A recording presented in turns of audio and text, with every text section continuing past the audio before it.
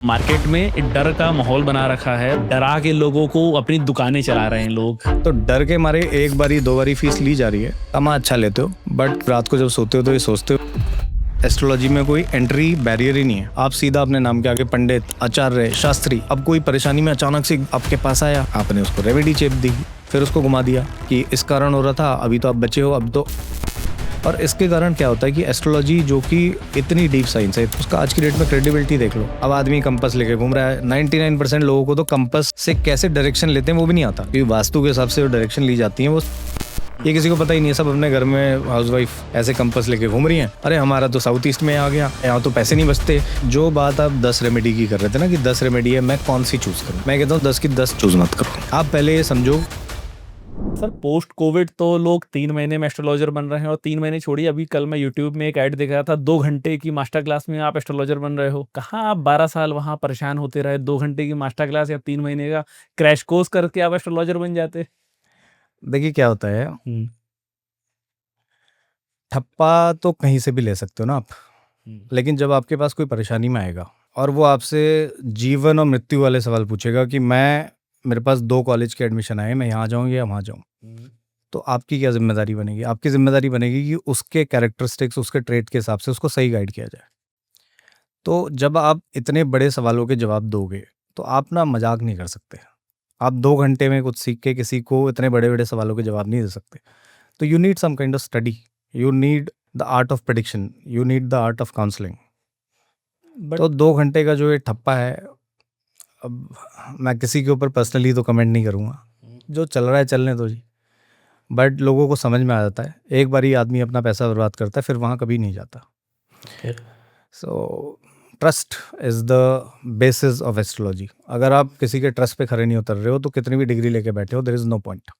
आप बोल रहे हो trust is the base of astrology, मैं बोल रहा हूँ कि fear is the base of astrology. क्योंकि मार्केट में डर का माहौल बना रखा है, और डरा के लोगों को अपनी दुकानें चला रहे हैं लोग। सो क्या होता है ना, देखो हमारा एस्ट्रोलॉजी का काम ऐसा है कि जैसे पुलिस, लॉयर ये होते हैं ना, आप मुसीबत में ही जाते हो। तो एस्ट्रोलॉजर को भी पता है कि मेरे पास अगर कोई आदमी आया तो 99% वो किसी मुसीबत में है ना। अगर वो कॉर्पोरेट एम्प्लॉई है और दिख गया कि उसने शर्ट सी पहनी है, कुछ पहना है, तो यार वो कुछ ना कुछ अपने ऑफिस की मुसीबत को लेकर आया होगा, जॉब चेंज के लिए आया होगा। हाउस वाइफ आई तो वो भी मुसीबत में आई होगी। तो जब आपको ये पता है कि आपकी टीजी जो सामने से आपका कस्टमर है वो डर में आ रहा है, तो उसे थोड़ा और डरा दो। अब डर जब होता है तो आदमी पैसा निकालता है। तो अब किसी के वर्किंग स्टाइल के ऊपर तो मैं पर्सनली कमेंट नहीं करूंगा, बट मोस्टली क्या होता है कि जिसके पास अगर सही जवाब नहीं है तो कंफ्यूज ही करेगा। सिंपल सी बात है ना। अगर आप किसी डॉक्टर के पास गए, उसके पास नॉलेज ही नहीं है, तो वो आपको और कंफ्यूज कर देगा। आप पेट का दर्द दिखाने गए, वो कहेगा एमआरआई भी करा लो, सीटी स्कैन भी करा लो, आप एक काम करो ये दवाई खा लो, अब होम्योपैथिक खा लो, तो आप तो कंफ्यूज ही रहोगे। एंड ऑफ द डे फायदा तो नहीं हो रहा ना। तो डर के मारे एक बारी दो बारी फीस ली जा रही है। अब इंडिया साइज बहुत बड़ा है ना जी। अब एक बारी भी अगर आपके पास आदमी आता है तो इतने लोग हैं, आप मतलब 20-30 साल अपने ऐसी एस्ट्रोलॉजी में टाइम पास करके निकाल लेते हो, कमा अच्छा लेते हो, बट क्या आप मतलब रात को जब सोते हो तो ये सोचते हो कि किसी का मैंने भला किया? सो ये फर्क है। सुकून नहीं मिलता होगा। सुकून लेकिन नहीं मिलता। आपको लगता है कि ऐसे लोग जो 2 घंटे या 3 महीने में एस्ट्रोलॉजर बन रहे हैं, उनको सुकून से कोई लेना देना, उनको कोई सुकून की नींद से कोई लेना देना है? देखिए वो ना हर फील्ड में है। आपको ही पता है, जैसे आप बिजनेस में हैं तो बिजनेस में बहुत तरीके के लोग हैं। हाँ। ठीक है, कई लोग मतलब मार्जिन गड़बड़ करते हैं, कोई बिलिंग में गड़बड़ करता है, कोई सरकार को चूना लगा रहा है, हर तरीके के लोग हैं। तो देखिए हर फील्ड में होते हैं। बट पोस्ट कोविड हुआ क्या है कि बिकॉज एस्ट्रोलॉजी में कोई एंट्री बैरियर ही नहीं है, आपको कोई डिग्री नहीं चाहिए, तो आप सीधा 2 महीने का 2 घंटे का कोर्स कीजिए, ऑनलाइन कीजिए। उसके बाद आप ना कोई टेस्ट दोगे, ना आपको कोई डिग्री मिलेगी, आप सीधा अपने नाम के आगे पंडित, आचार्य, शास्त्री कुछ भी लगा दोगे, क्योंकि कोई पूछता ही नहीं। किसी से पूछे कि भाई ये पंडित लगा कैसे, क्योंकि पंडित इज अ टाइटल। जब आप कर्म कांड की पढ़ाई करते हो तब आपको टाइटल मिलता है, ठीक है। आचार्य मिलता है। यहाँ कोई भी लगा के घूम रहा है, मैं तो नहीं लगाता अपने नाम के आगे। मेरे को बताने की जरूरत ही क्यों नहीं चाहिए कि मैं आचार्य हूँ, मैं पंडित हूँ। अगर मेरा काम अच्छा है तो लोग खुद ही समझ जाएंगे क्यों आना है। और गलती से अगर किसी ने इस बात पे सवाल उठा लिया तो आप एंटी हिंदू हैं। हाँ ये भी होता है, क्योंकि क्या है ना, मैं बताता हूँ, ये बड़ा डेंजरस कॉकटेल है। एस्ट्रोलॉजी का वैसे देखा जाए तो रिलीजन से इतना ज़्यादा कोई लेना देना नहीं है। एस्ट्रोलॉजी में एस्ट्रोनॉमी है, मैथ्स है, कैलकुलेशंस हैं और आपके लाइफ इवेंट का प्रेडिक्शन है। अब उसमें टीका लगाना और ऊपर से 20 मालाएं पहन लेना, कुर्ते के ऊपर से 20 मालाएं पहन लेना। कुर्ते के ऊपर पहनते क्यों हैं? मतलब पहले तो ये जब घर जाएंगे कुर्ता उतारेंगे, पहले मालाएं उतारेंगे, फिर कुर्ताएं उतारेंगे, फिर अगले दिन फिर पहनेंगे, फिर पूरा डिजाइनिंग होगी। तो देखिए, अगर आप सिद्धि के रास्ते पे हो या आप कुछ कर रहे हो, आप आध्यात्म के रास्ते पे हो तो चलता है। लेकिन क्या होता है, वो क्रेडिबिलिटी, अपना कैरेक्टर बनाने के लिए इन्होंने इसको अपना गेटअप बना लिया। अब जैसे डॉक्टर तो कोट पहनता है क्योंकि वो जरूरी है, एस्ट्रोलॉजी के लिए जरूरी थोड़ा ना 20 मालाएं पहनना। कोट तो डॉक्टर के लिए भी जरूरी नहीं है। अगर डॉक्टर कोट नहीं पहनेगा तो उसकी नॉलेज कम थोड़ी हो जाएगी। नहीं, ये आपका अच्छा क्वेश्चन है, बट क्या होता है कि आप जब एक हॉस्पिटल में हो तो आपको पहचान तो होनी चाहिए कौन डॉक्टर है कौन नर्स है। तो वहां पर जरूरी है, बट आप तो एस्ट्रोलॉजर के पास आ रहे हो। अब उसने माला पहनी हो चाहे ना पहनी हो, आपको आपके सवाल का जवाब चाहिए। आप अगर उसके पास गए कि भैया मैं नया बिजनेस शुरू करने वाला हूँ, ठीक है, ये मेरा बिजनेस कैसे चलेगा, तो आपको जवाब मिलना चाहिए ना। आपको उसकी माला से क्या लेना देना। सो थोड़ा सा एक कॉकटेल बन गया है, धर्म प्लस यहाँ पर एस्ट्रोलॉजी। और अगर कुछ बोल दिया तो क्वेश्चन नहीं पूछ सकते। अब क्वेश्चन किससे नहीं पूछ सकते आप? जिसके पास नॉलेज ना हो। जिसके पास नॉलेज है उससे आप जितने मर्जी सवाल पूछो तो जवाब देगा ना आपका। अब जो जवाब नहीं दे सकता वो क्या करेगा? वो गुस्सा होकर बोल देगा, अरे तुमने हमारे ऊपर सवाल उठा दिए। तो थोड़ा कॉमन सेंस तो देखिए, ऐसा है ना, लोगों को ही लगाना पड़ेगा। इसमें हम ज़्यादा कुछ कर नहीं सकते।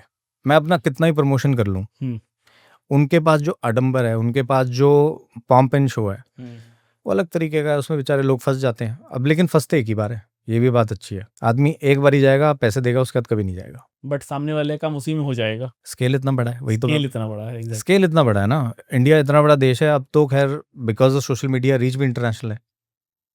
तो अब यार वो रशिया से कोई आ रहा है, पहले तो लैंग्वेज बैरियर है। वो कुछ सवाल पूछेगा, जब तक वो समझ पाएगा तब तक उसको, मतलब उसका आधा घंटा पूरा हो जाएगा जो कंसल्टेशन का टाइम देते हैं। जैसे मेरी कंसल्टेशन टाइम बाउंड रखना पड़ता है बिकॉज ऑफ बिजनेस। बट ये होता है कि मेरा इंटेंशन जब तक उसकी प्रॉब्लम सॉल्व ना हो तब तक कर लो बात, कोई बात नहीं, मेरे 10-15 मिनट एक्स्ट्रा लग रहे हैं, ठीक है। रिपीट बिजनेस भी तभी आएगा, रिटेंशन भी तभी होगा, उसका भला भी तभी होगा, है ना। राइट। अब वैसे कोई आ गया, आपने 20 मिनट का उसको टाइम दिया, 20 मिनट में आप क्या डिस्कस कर लोगे अपनी लाइफ का?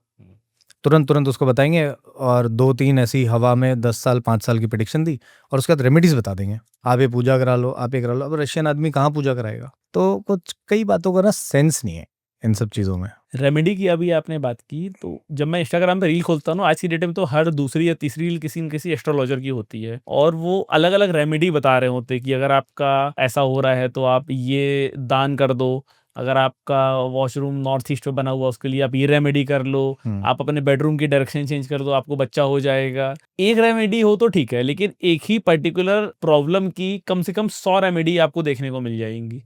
इस तरीके से कौन सी रेमेडी सही है, कौन सी रेमेडी गलत है? मेरा ये मानना है कि 99% रेमेडीज काम नहीं करती। 99% रेमेडीज काम नहीं करती। नहीं करती। अब अगर रेमेडीज से ही बच्चे होते तो फिर बात ही क्या थी? आईवीएफ क्लिनिक क्यों खुल रहे हैं इतने? आप सिर्फ, आपको अगर श्योर शॉट पता लग जाए कि इस डायरेक्शन में बेडरूम बना लो या इस बेडरूम का कलर ये चेंज कर दो तो बच्चा हो जाता है, तो आईवीएफ क्लिनिक क्यों चलते? आप खुद बताइए। अगर हेल्थ ठीक हो जाती है एक कोने में घर बना के या एक कोने का कोई कलर चेंज करके, तो फिर इतने हॉस्पिटल क्यों खुल रहे होते? सो देखिए, ये ना बड़ा कॉम्प्लेक्स सब्जेक्ट है। आपकी लाइफ में जो मेजर इवेंट्स आगे होने वाले हैं वो ऑलमोस्ट 80-90% फिक्स्ड होते हैं। आप सिर्फ 20 या 30% अपने एक्शंस, अपने कर्मों के हिसाब से उसका स्टीयरिंग थोड़ा इधर उधर मोड़ सकते हो। जैसे आपको देखा होगा अपने लाइफ में 80-90% लोग ज़्यादातर जैसे लाइफ चल रही है, आउटर फ्लो जैसा करंट चल रहा है, जैसी इन्वायरमेंट है, जैसा माहौल है, उसी के हिसाब से चल रहे हैं। 10-20% ही है वो कहते हैं मैं अपना रास्ता बनाऊंगा। तो 80-90% वैसे ही आपकी लाइफ में रेमेडीज नहीं काम करेगी। 10-20% रेमेडी कहाँ काम करती है वो भी बता देता हूँ। रेमेडी काम करती है प्रैक्टिकल। जैसे फॉर एग्जांपल आपके चार्ट में कोई एक स्पेसिफिक कॉम्बिनेशन है जो बताता है कि आपको लाइफस्टाइल रिलेटेड इशू होगा, ठीक है। आपका कोलेस्ट्रॉल हिलेगा, आपको शुगर होगा, तो उसकी रेमेडी क्या है? आप घास में नंगे पाँव चलो, आप थोड़ा पसीना बहा लो, अपनी वाटर साइकिल को एक्टिव कर लो। अगर आपको हाइपरटेंशन है तो आप अपनी जो डाइट है उससे थोड़ा वाटरी कर लो। उसके साथ साथ थोड़ा जेमस्टोन वगैरह भी काम करते हैं because these are natural, no doubt about it. But ये जो ऐसी रेमेडी होती है ना, लाल कपड़े में सौंफ बांध के तिजोरी में रख दो तो उससे पैसा आएगा, पैसा बाहर जाके मेहनत करके ही आएगा, कोई और तरीका नहीं है, ठीक है। दूसरा ये एक और रेमेडी का ये एस्पेक्ट ये होता है कि डर के मारे लोग ये करते हैं, क्योंकि आप ना मतलब इसे इस तरीके से देखिए कि 90% एंड अबव लोग थोड़ा सा शॉर्टकट भी ढूंढते हैं। 95% अबव। ये ह्यूमन साइकोलॉजी है। आदमी को ना जब कुछ समझ में नहीं आता वो कहता है यार बस कोई रास्ता निकल जाए। आप ट्रैफिक जाम में फंसे हो, अरे बस मैं इधर से कहीं से निकल जाऊं। तो शॉर्टकट ढूंढने के चक्कर में ना आदमी अपनी मंजिल नहीं समझ पाता कि मेरे को जाना कहाँ है। उसका सारा ध्यान इस टाइम पे शॉर्टकट ढूंढने में। अरे तुम्हारा गोल अगर कोई बड़ा है तो उसके लिए जो जो चीज़ें चाहिए, एस्ट्रोलॉजिकल हेल्प लेनी है नहीं लेनी है that is a different thing. But अगर एस्ट्रोलॉजी से भी हेल्प ले रहे हो तो प्रैक्टिकल लो ना अपने गोल तक पहुंचने के लिए। आप अपनी गाड़ी को मजबूत बनाओ ना। शॉर्टकट ढूंढने के चक्कर में आपकी सारी एनर्जी वेस्ट हो जाती है। अब इसमें हम 95% कॉमन आदमी को तो ब्लेम नहीं कर सकते, क्योंकि ये तो देखो इनग्रेंड है। हर आदमी को चाहिए यार मेरी मुसीबत है बस सोल्यूशन बता दे। तो उसमें थोड़ा सा काउंसलिंग प्लस थोड़ा सा सुपरस्टिशन को हटाना, उसे प्रैक्टिकल सोल्यूशन देना, ये हमारा काम है। बाकी लोग उसी सिचुएशन का फायदा भी उठा लेते हैं, डरा के धमका के। जैसे मेरे पास कई लोग आते हैं वो कहते हैं मैं पैसे जमा कर रही हूँ, मैं आपसे 3 महीने 4 महीने बाद कंसल्टेशन ले पाऊंगी। तो मैं उसे यही कहता हूँ कि यार फुल चार्ट या मतलब बड़ी कंसल्टेशन लेने की ज़रूरत नहीं है, आप सिर्फ एक सवाल वाला ले लो, मैं आपको जवाब दे दूंगा, क्योंकि उसके पास सवाल ही इतने। लेकिन अगर कोई और हो वो कहेगा अरे बहुत आगे बुरा टाइम आ रहा है, ये आ रहा है वो आ रहा है, तो यार बेचारा बच्चा 17 साल का 18 साल का वो करियर के एक ऐसे मोड़ पे खड़ा है जहाँ उसको खुद समझ में नहीं आ रहा। आप उसे और डरा देते हो कि आगे 5 साल 7 साल तेरे मुसीबत वाले आने वाले हैं। वो बेचारा यूपीएससी की तैयारी कर रहा है, उसका क्या मोरल रह जाएगा। तो एक मॉरल रिस्पॉन्सिबिलिटी भी होनी चाहिए आपके अंदर, एक कॉमन सेंस भी होना चाहिए। तो तब इसलिए मैं कह रहा हूँ कि astrology is a mix of many subjects. सिर्फ आपको ये मतलब शनि राहु मंगल से काम नहीं चलता, ये तो आना ही चाहिए। इसके साथ साथ आपको सामने वाले को किस तरीके से कौन सा सोल्यूशन काम करेगा और इसको कौन सी बात समझ में आएगी। जैसे मेरे पास कोई चार्ट आता है तो मैं देख के पहले समझने की कोशिश करता हूँ कि इंसान कैसा है। ठीक है। पता लग जाता है ज़्यादा दिमाग खाएगा या ये इससे कुछ बोलूँगा तो ये कुछ नहीं कर पाएगा प्रैक्टिकल बेस्ड रेमेडी, ये शॉर्टकट वाला है, या ये वो बंदा है जो सिंसियर है, अगर मैं इसको ये बोलूँगा तो करेगा। तो ये भी मेरी जिम्मेदारी है। तो ऐसे जिम्मेदारी के साथ थोड़ा कॉमन सेंस के साथ काम करना पड़ता है। रेमेडीज़ तो देखिए अब नॉर्थ ईस्ट में टॉयलेट बोलते हैं, उसके बारे में तो बहुत लोग बोल चुके हैं। ठीक है, नॉर्थ ईस्ट का सिंपल सा फंडा है कि इंडिया में धूप और जो हवा है पूर्वइया चलती है, तो उधर की साइड बेसिकली नेगेटिव जोन नहीं होनी चाहिए, दैट इज़ सिंपल। तो वो बात कहीं ना कहीं सही है, लेकिन उसे कैंसर बोल देना, तो अब देखिए ये बात उठी क्यों, ये सोशल मीडिया में इतनी ज़्यादा क्यों चली, बहुत ज़्यादा। क्यों? क्योंकि अब आदमी को डर है ना यार, मेरे घर में कैंसर तो नहीं हो रहा किसी को। जब आप डर जाओगे तो फिर आप क्या करोगे, आप कहोगे यार 20,000 फीस है इसकी, 30,000 फीस है, बुला इसको, यही करोगे ना आप। राइट। अगर आपको क्योंकि अगर कैंसर हो गया तो वहाँ तो 20-30 लाख खर्च हो जाएंगे। सिंपल सी बात है। अब ये बीज बो दिया एक, कैंसर होता है। अब आदमी कंपस लेके घूम रहा है। 99% लोगों को तो कंपस से कैसे डायरेक्शन लेते हैं वो भी नहीं आता, वो नहीं आता। राइट। क्योंकि वास्तु के हिसाब से जो डायरेक्शन ली जाती है वो सेंटर ऑफ द हाउस से ली जाती है। आप एंट्रेंस से मतलब पीट करके एंट्री की डिग्री लेते हो, ये किसी को पता ही नहीं है। सब अपने घर में हाउसवाइफ ऐसे कंपस लेके घूम रही हैं, अरे हमारा तो साउथ ईस्ट में आ गया, अरे यहाँ तुमने क्यों क्या कहते हैं गल्ला रख दिया, यहाँ तो पैसे नहीं बचते इसीलिए हमारे पैसे नहीं बच रहे, ये नहीं बच रहे। तो क्या होता है ना, जब बीज बो दिया आता ना तो वो फ्रूट तो बने, वो पेड़ तो बनेगा ना। अब उससे फल कड़वा निकले चाहे जो मर्जी निकले। सो जो बात आप 10 रेमेडी की कर रहे थे ना कि 10 रेमेडी है, मैं कौन सी चूज करूँ, मैं कहता हूँ 10 की 10 चूज मत करो। ओके।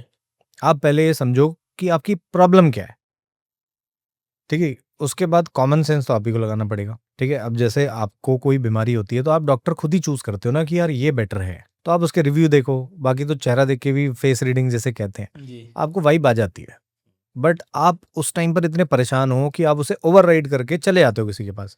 मैं ये कहता हूँ कि अगर आपको कोई प्रॉब्लम हो, आप एक या दिन थोड़ा सा शांति से सोचो, रिव्यू पढ़ो, उसका कंटेंट देखो, फिर ये देखो कि उसकी बातों में कितना दम है, और फिर चूज करो अपने लिए एस्ट्रोलॉजिकल कंसल्टेशन। और रेमेडीज जो होती हैं, दूसरा ये जो एक ही डंडे से जो हाक देते हैं कि भैया तुम अगर साउथ ईस्ट में कछुआ रख दो तो ये हो जाएगा, साउथ ईस्ट में लाल रंग करा दो, और साउथ ईस्ट की किचन में ये करा दो वो करा दो। हर किसी के लिए कैसे हो सकता है, हर किसी की लाइफ अलग है, आपकी लाइफ अलग है, आपके घर में रहने वाली अगर मदर है उनकी लाइफ अलग है, फादर की लाइफ अलग है। आपके घर में अगर हमने एक जोन में कुछ कर दिया तो सबके लिए बढ़िया हो जाएगा, ऐसा कैसे हो जाएगा। सो एस्ट्रोलॉजिकल चार्ट जो होता है ना आपका, वो बेस होता है। ओके। उसके ऊपर फिर सारी चीज़ें आती हैं, जैसे न्यूमरोलॉजी है, आप उससे मतलब एसेट मनी मैटर्स ये सब बहुत बढ़िया देख सकते हो। पाम आपका यूनिक है, ठीक है। तो पाम तो जुड़वों में भी हेल्प करता है। तो ऐसे मैं भी जब कोई कंसल्टेशन करता हूँ तो आपका बर्थ डेट भी लेता हूँ, मतलब डिटेल्स फॉर दैट, ठीक है। पाम भी मंगाता हूँ, फेस भी मंगाता हूँ। तो जब इन सब 3 चीज़ों को मिक्स नहीं करोगे तब तक रिजल्ट नहीं मिलते। ओके। और यहाँ लोग कह रहे हैं कि एक ही रेमेडी कर लो, सबके लिए सेम फायदा हो जाएगा। ऐसा नहीं होता जी। कुछ फंडामेंटल प्रिंसिपल होते हैं कि इस जोन में होना चाहिए, उस जोन में होना चाहिए, या आपको कुछ एस्ट्रोलॉजिकल भी कुछ चीज़ें, जैसे सूर्य नमस्कार कर लिया, उसमें कोई दिक्कत नहीं है, that is scientifically good for you. But आप ये ऊट पटांग फिटकरी फुटकरी ये सब जो रखते हो, कुछ नहीं, फिटकरी वो बेचारे उसके पास रहने दो जो आपके मुंह पे मलेगा। हाँ। या मतलब कुल कुल मिला के ऐसा है कि आप 4-5 रेमेडी दे दो, शायद कोई काम कर जाए। या फिर एक चीज़ ये भी होती है कि आपने कोई रेमेडी दी, कुछ अच्छा नहीं हुआ, वैसे ही चल रहा है, तो उसको ऐसा बोल दिया जाता है कि ये रेमेडी तुमने की इसलिए तुम्हारे साथ और बुरा नहीं हुआ, ये सोचो तुम। तो ऐसे, मतलब वैसे तो शायद प्लेसिबो इफेक्ट कहते हैं, मतलब जैसे कोई ओके। परेशान है तो उसे कुछ बता दो कि यार तू कुछ ऐसा कर ले, वो उसमें हाँ। उलझ जाएगा। हुँ। और उसमें उलझ गया तो उसे लगता है कि हाँ यार थोड़ा तो ठीक है, अब इतना परेशानी नहीं है, हुँ। क्योंकि पहले उसी के बारे में सोच रहा था। सही। अब उसको एक साइकोलॉजिकल एक टास्क मिल गया हुँ। कि यार मैं ये 30 दिन तक कर लेता हूँ, हुँ। ठीक है। तो वो ये जब तक करता रहता है तो उसे लगता है कि हाँ यार, मतलब कुछ तो बेनिफिट होगा साइकोलॉजिकल। राइट। दूसरा ये होता है कि astrologer have learn the art of deception. अब उसके बाद आदमी आया, प्रेडिक्शन गलत हो गई, हुँ। तो उसे कहेगा वो रेमेडी की थी, वो हुँ। कहेगा हाँ कुछ दिन की थी फिर नहीं कर पाया। इसीलिए। यही बस यही गड़बड़ होगी। और अगर वो कहेगा मैंने रेमेडी की थी तो कह हुँ। रहा तभी तो बचे हुए हो। तो ये तो चिट भी मेरी पट भी मेरी है ना। तो अब ये टैक्टिक्स हैं, ये बिजनेस टैक्टिक्स हैं। ऐसे आप किसी दुकान में जाते हो तो सामान बेचने का तरीका है। तो अगर ओवरऑल कहा जाए तो एक अच्छे एस्ट्रोलॉजर को एक अच्छा काउंसलर भी होना चाहिए बिल्कुल। कि आप परेशानी तो बताओ, लेकिन उस परेशानी को इस तरीके से बताओ कि सामने वाले का मोरल भी डाउन नहीं हो हम्म। और वो सर्वाइव भी कर पाए। बिल्कुल। अब जैसे कोई कॉर्पोरेट क्लाइंट मेरे पास आया, हुँ। अब वो मेरे पास आता है जून के महीने में। ठीक है। जून के महीने में वो कहता है कि मेरे करियर में बिल्कुल वाट लगी हुई है, बॉस ने मेरी जान खा रखी है और मेरे बस का नहीं है, मैं घर आके भी लैपटॉप पे बैठ के 4 घंटे काम करता हूँ, ठीक है। तो आपको समझ होनी चाहिए कॉर्पोरेट वर्ल्ड की, जून जुलाई में हायरिंग नहीं होती ना। तो उसको यही बोलना पड़ेगा कि जो तेरा नेक्स्ट टाइम है वो उसके चार्ट के हिसाब से देखा जाएगा कि तब यहाँ पर आ रहा है। फिर उसको ये समझाया जाएगा कि भाई ले लो, there are so many people who are suffering, you still have a job. Superseding condition बताई जाएंगी, कनाडा में क्या हो रहा है, यूके में क्या हो रहा है। तो उसको कम से कम ये तो लगेगा कि एटलीस्ट मेरे पास जॉब है, बिकॉज अभी उसको अपनी प्रॉब्लम बड़ी लग रही हुँ। है ना। अब उसका 6 महीने तक नहीं आ रहा टाइम और उसके मुंह पे बोल दो कि नहीं आ रहा भाई, जो करना है कर ले और जॉब में भी मुश्किल है, वो क्या करेगा। वो बेचारा वैसे ही अपना बैग उठा के नहीं जा पा रहा ऑफिस, हुँ। वो अगले दिन से तो और मुसीबत में है। अब वो अगले दिन ऑफिस गया, हो सकता है वो गुस्से में आके चिढ़ के बॉस से ही कुछ बोल दे। तो that is not the right thing to do. तो ये समझना पड़ता है, काउंसलिंग का तरीका होता है। फिर जैसे ज़्यादातर प्रॉब्लम्स होती हैं हाउसवाइफ्स, मतलब मोस्टली बिकॉज इमोशनल एंटेंगलमेंट ज़्यादा होता है, ओके। ठीक है। एंड आज के ज़माने में because everybody wants to do something, तो 60% एंड अबव क्लाइंटेल तो मेरा यही है, हाउसवाइफ्स हाउसवाइफ्स या फीमेल्स। और उनके क्या मेन इश्यूज़ रहते हैं जो मेन इश्यूज यही रहते हैं कि ठीक है यार, हम घर के हिसाब से जो कर रहे हैं वो कर रहे हैं, hmm. But I want to do something more. Hmm. बट अब ये होता है कि वहाँ इमोशंस का एक बहुत बड़ा दुनिया है, बच्चे भी हैं, रिस्पॉन्सिबिलिटी भी है, राइट। हस्बैंड के लिए भी करना है। हुँ। तो अब उनको कैसे गाइड किया जाए। तो हुँ। उनके कैरेक्टरिस्टिक्स के बेसिस पे, सही टाइम के बेसिस पे बताया जाता है कि आप ये करो।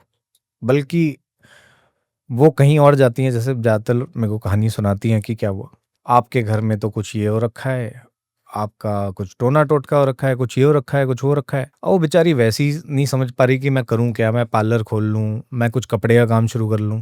अब उसे अपनी सास पे ननद पे शक डाल दिया हुँ। और वो उनके चक्कर में पड़ी है कि इन्होंने मेरे ऊपर कुछ कर दिया इसलिए मैं कुछ नहीं कर पा रही, मैं तो बहुत टैलेंटेड हूँ।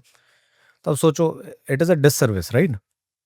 मैं तो बल्कि ये कहता हूँ कि जो लोग, जैसे ये जो लव स्पेल्स आजकल बड़ा चलता है कि हम मंत्र मार देंगे और आपका खोया प्यार वापस आ जाएगा, आपने तो सुना होगा कहीं, सुना है, बहुत सारी रील्स देखी है मैंने। ठीक है। अभी परसों ही मेरे से कोई, मतलब एक लड़की पूछ रही थी कि मेरा ब्रेकअप हो गया, ये हो गया, आप लव स्पेल्स करते हैं क्या। हुँ। तो मैंने कहा नहीं। फिर उसका मैसेज आया, नहीं नहीं प्लीज़ कोई है तो बता दो, आप मेरे को बस बता दो। तो मैंने उसको एक एग्जांपल दिया, मैंने कहा अभी अनफॉर्चुनेटली हमारे देश में एक घटना हुई, आतंकवादी घटना हुई है ना। मैंने कहा अगर किसी को सच में वशीकरण और ये मंत्र करने आते हैं तो पाकिस्तान का जो जनरल है उसकी फ़ोटो है, ये लो मैं देता हूँ पैसे, करके दिखाओ वशीकरण। आतंकवादियों की भी फ़ोटो होती है ना मेरे पास, बिल्कुल होती है। उन पे क्यों नहीं करते। ये भी तो कहते हैं ना कि फ़ोटो भेज दो जो आपका खोया प्यार है। हुँ। हम वापस ला देंगे। हम्म। तो ये उनके ऊपर क्यों नहीं कर पाते? खुद सोचिए ना आप। तो कुछ चीज़ों में क्या होता है, आदमी इमोशंस में इतना ज़्यादा ओवर हो जाता है कि उसके थोड़ा सा कॉमन सेंस नीचे चले जाता है। सिंपल सी बात है, आप जब बहुत ज़्यादा इमोशनल होते हो तो आपकी लॉजिकल थिंकिंग बैक सीट पे चली जाती है। यही होता है। और ज़्यादातर लोग इसी टाइम पे एस्ट्रोलॉजर ढूंढते हैं। जैसे मेरे पास ज़्यादातर कंसल्टेशन ये आती है कि आज का टाइम दे दो, क्योंकि प्रॉब्लम अभी है, अभी परेशान है, लेकिन नहीं दे सकते बिकॉज स्केड्यूल होता है, जो भी होता है, बाकियों को भी टाइम दिया होता है। अब कोई परेशानी में अचानक से आपके पास आया, आपने उसको रेमेडी चेप दी, रेमेडी नहीं चेपी, उसके बाद 1-1.5 महीने बाद वो फिर आया, फिर उसको घुमा दिया कि इस कारण हो रहा था, अभी तो आप बचे हो, अब तो और बुरा टाइम है। अब वो एक लूप में फंस गया। और इसके कारण क्या होता है कि एस्ट्रोलॉजी जो कि इतनी डीप साइंस है, इतने पुराने टाइम से चल रही है, ठीक है, उसका आज की डेट में क्रेडिबिलिटी देख लो। मतलब मेरे को भी कई लोग ये कहते हैं बेगुनाह रहा है। अब उन्हें नहीं है टाइम समझाने का, वो बात अलग है, बट ये हो किस ले रहा है? आप रिस्पॉन्सिबिलिटी से क्यों नहीं काम कर रहे हो? तो अनफॉर्चुनेटली दीज आर ट्रुथ्स। कुछ लोगों की वजह से बाकी लोग भी बदनाम हो रहे हैं इस फील्ड में। कुछ लोग नहीं, मैं कहूँगा ज़्यादातर लोग ही हैं। ज़्यादातर लोग ही हैं। वो कहते हैं कि आप कान छिदा लो तो आपका बिजनेस चलने लग जाएगा। अब कान छिदाने का बिजनेस से क्या लेने देना है? आप खुद सोच के देखिए। एक्यूप्रेशर है, मान सकता हूँ, मैंने भी छिदा रखे हैं, तो इनका चलो मैं मान सकता हूँ डाइजेशन या मेटाबॉलिज्म पे थोड़ा इम्पैक्ट होता है, बिकॉज नर्व्स हैं, आपस में कनेक्टेड हैं। राइट। तो ये लॉजिकल कुछ बात हुई। तो किसी का पेट खराब है या मेटाबॉलिज्म है, उसको IBS है, जो भी है, उसे आपने कान छेदने के लिए बोला, ठीक है, आप कह रहे हो बिजनेस चल जाएगा। सही बात। कोई मतलब ही नहीं है इस बात का। और आप तो बहुत ही सिंपल रेमेडी बता रहे हो, ऊट पटांग रेमेडियां एक से एक। कबूतर पाल लो, नॉर्थ ईस्ट में ये रख दो। एक वो बहुत फेमस है धन वर्षा यंत्र, 150-250 रुपए का यंत्र आता है, वो यंत्र खरीद के आप तिजोरी में रख दो, धन की बारिश हो जाएगी। हाँ, सो यही तो बात है कि मतलब 250 रुपये में अगर पैसा आ जाता तो जो बता रहा हो, कोई भी ले लेगा। नहीं, जो बता रहा है वो खुद क्यों नहीं रख रहा है? वही तो कह रहा हूँ। अब अगर ये मैंने ना बहुत टाइम पहले एक रील भी बनाई थी, उसमें मैंने बोला था कि अगर आपके पास एक सीक्रेट फॉर्मूला है, सीक्रेट रेमेडी है करोड़पति बनने की, आप कभी किसी को बताओगे? कभी नहीं बताऊंगा। आप अपने हो सकता है भाई को भी ना बताओ। अब रेमेडी की बात कर रहे हो, अगर इतनी सी भी चीज मुझे समझ में आ जाएगी ना कि इससे करोड़पति बना जा सकता है, मैं तो दाब के बैठ जाऊंगा। अब जितने स्टॉक मार्केट में टिप देते हैं, हाँ। वो जो ओरिजिनल अपने तरीके से ट्रेड करते हैं वो किसी को नहीं बताते। वो घुमा के RSI 200 एवरेज ये सब बताते हैं, बट वो जिस तरीके से खुद पैसा बना रहे हैं वो नहीं बताते। डॉक्टर भी मतलब इलाज करता है, ये सब करता है, तो वो सारी चीज़ें थोड़ा ना बताता है कि इसमें ये फॉर्मूला लगा है, वो लगा है। कहता है ये रहा सोल्यूशन, तू रख, है ना। अब इनके पास सच में सोल्यूशन है और ये फ्री में बांट रहे हैं चूरन की तरह। तो इसका मतलब ये है कि देखो, व्यूज़ की भूख सबको होती है, मेरे को भी है, आपको भी है, सबको होगी। लेकिन व्यूज़ के लिए यार आप लोगों का व्यू पॉइंट खराब मत करो। आपने लोगों का व्यू पॉइंट ही खराब कर दिया। मेरे पास इतने लोग आते हैं, उनको आधा तो ये समझाना पड़ता है कि भैया तुम किन चक्करों में पड़े हो। वो कह रही है कि मैं सॉल्ट बात लेती हूँ रोज, ये लेती हूँ, वो लेती हूँ। तो मैंने कहा यार देखो, इतना ज़्यादा करना भी कोई चीज़ ठीक नहीं है। फिर मैंने वो टॉर्टाइज उधर रखा हुआ है, मैंने वो वाला रूम का कलर चेंज करा दिया, मैंने वहाँ पे बल्ब लगा दिए, पीछे मेरा वो शैंडलियर था, मैंने विंड चाइम लगा दी। तो मैंने कहा देखो, डेकोर कर रहे हो ना, तो डेकोर को अच्छे तरीके से करो, ये सिर्फ सुन सुन के मत करो। इससे क्या होने वाला है, घर घर आपका तबेला बन जाएगा, कहीं कहीं कहीं कुछ रखा। तो कन्फ्यूजन बहुत ज़्यादा क्रिएट हो चुकी है, मतलब इसको टाइम लगेगा सेटल होने में। राइट। तो जो लोग कोविड के बाद आए थे, 4-5 साल का बिजनेस बना लेंगे, फिर धीरे धीरे जैसे होता है ना कि गायब होना शुरू होते हैं। ये हर फील्ड में आता है। जब मैं छोटा था उस टाइम पे मर्चेंट नेवी का एक टाइम पे टाइम आया था, हर कोई मर्चेंट नेवी में जाना चाहता था। उससे पहले होटल मैनेजमेंट था, फिर MBA का आया। अभी ये जो कोविड के 4-5 साल हैं, ये एस्ट्रोलॉजी चल रहा है। सब एस्ट्रोलॉजर है। कोई स्पेल कर रहा है, कोई साइकिक रीडर है। I can see red colour, blue colour in my thing, are you wearing it? तो यार अब रील में 1 लाख आदमी देख रहा है, तो 20-25 हज़ार ने तो कुछ ब्लू है ब्लैक पहना ही होगा ना। सिंपल सी बात है। वो कहते हैं yes, how can you read my mind? तो ये ट्रिक्स हैं। खुद सोचो ना, मैं वाइट कलर, ब्लैक कलर और ब्लू कलर देख पा रही हूँ। अगर आपने ये पहना है तो कुछ अच्छी गुड न्यूज़ आने वाली है। और वो साइकिक रीडर है।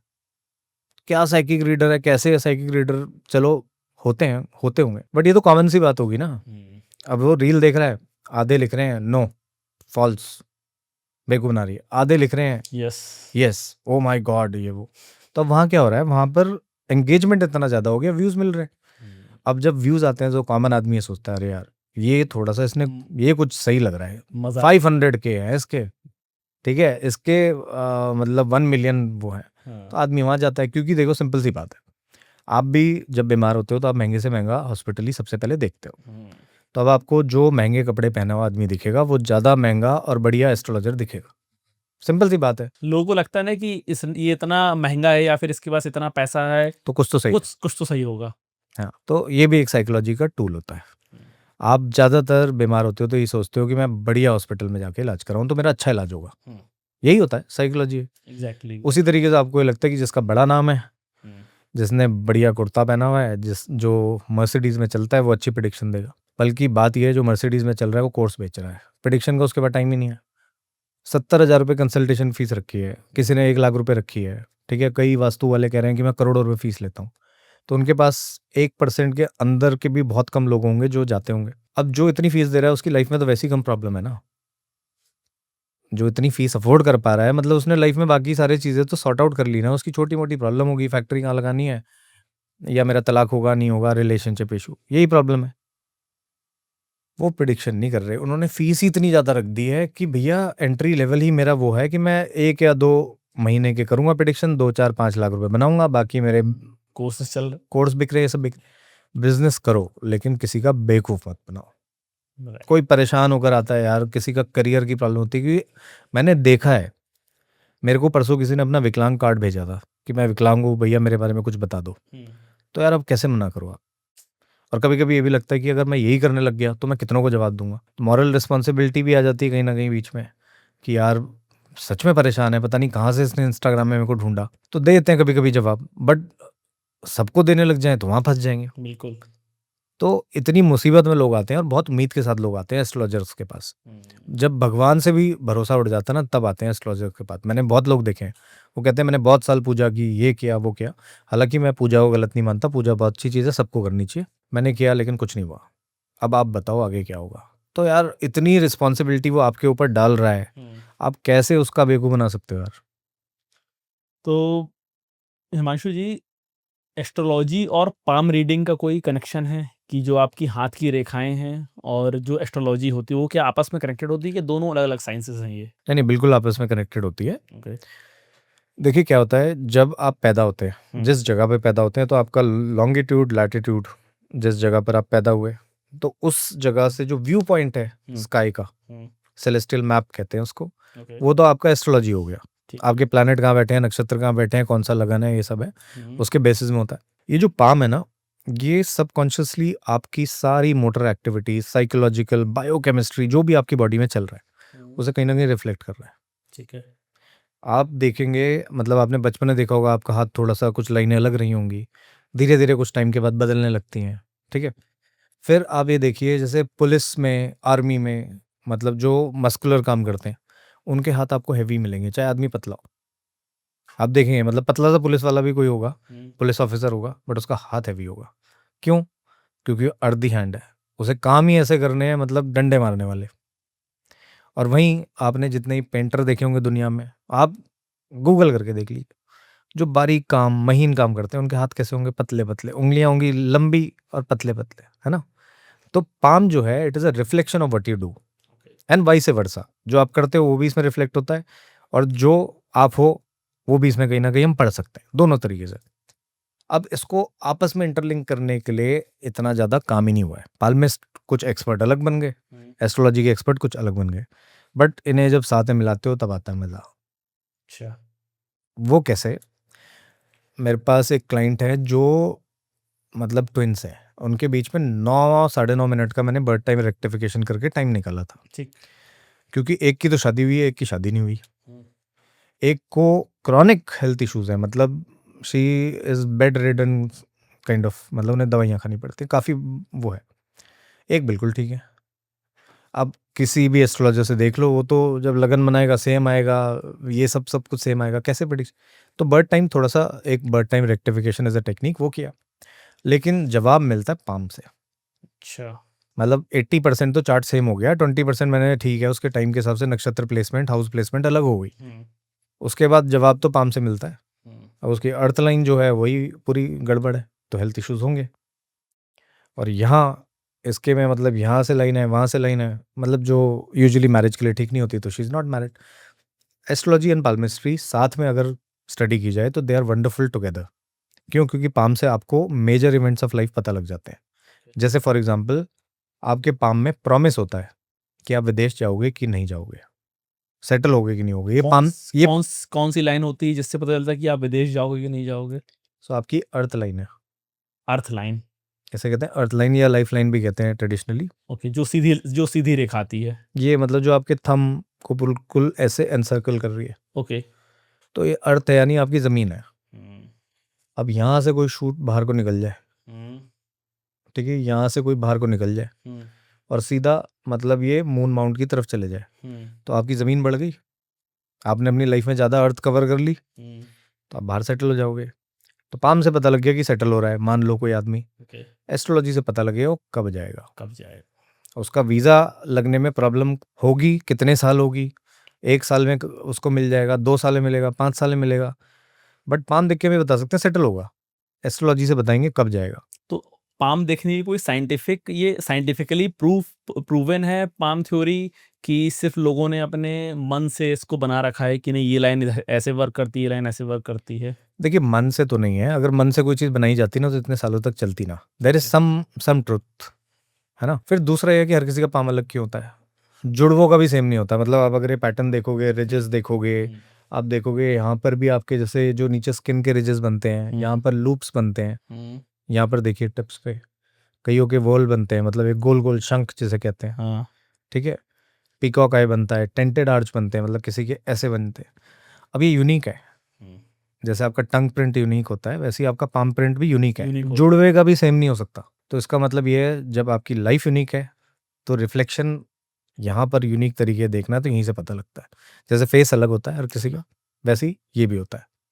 अब पामिस्ट्री के पीछे आप साइंस की बात कर रहे हैं, तो scientifically there are a lot of researches which have happened, और बड़े बड़े पीएचडी स्कॉलर्स भी हैं जो अलग अलग इश्यूज के ऊपर रिसर्च करते हैं। सैम्पल साइज होता है 2000 लोगों का, 2500 लोगों का। हमें कोई नहीं पता बाकी सारे लोग कितना पढ़ते हैं इन सब चीज़ों को, नहीं पढ़ते हैं, वो तो सिर्फ क्लासिकल टेक्स्ट पढ़ लिया जी। सामुद्रिक शास्त्र, आपकी उंगली अगर टेढ़ी हुई तो आपकी बीवी मर जाएगी, ये होगा तो आप पहाड़ी से गिर जाओगे। उसमें बड़ी रेडिकल चीज़ें होती हैं, मज़ा बड़ा आता है पढ़ने में।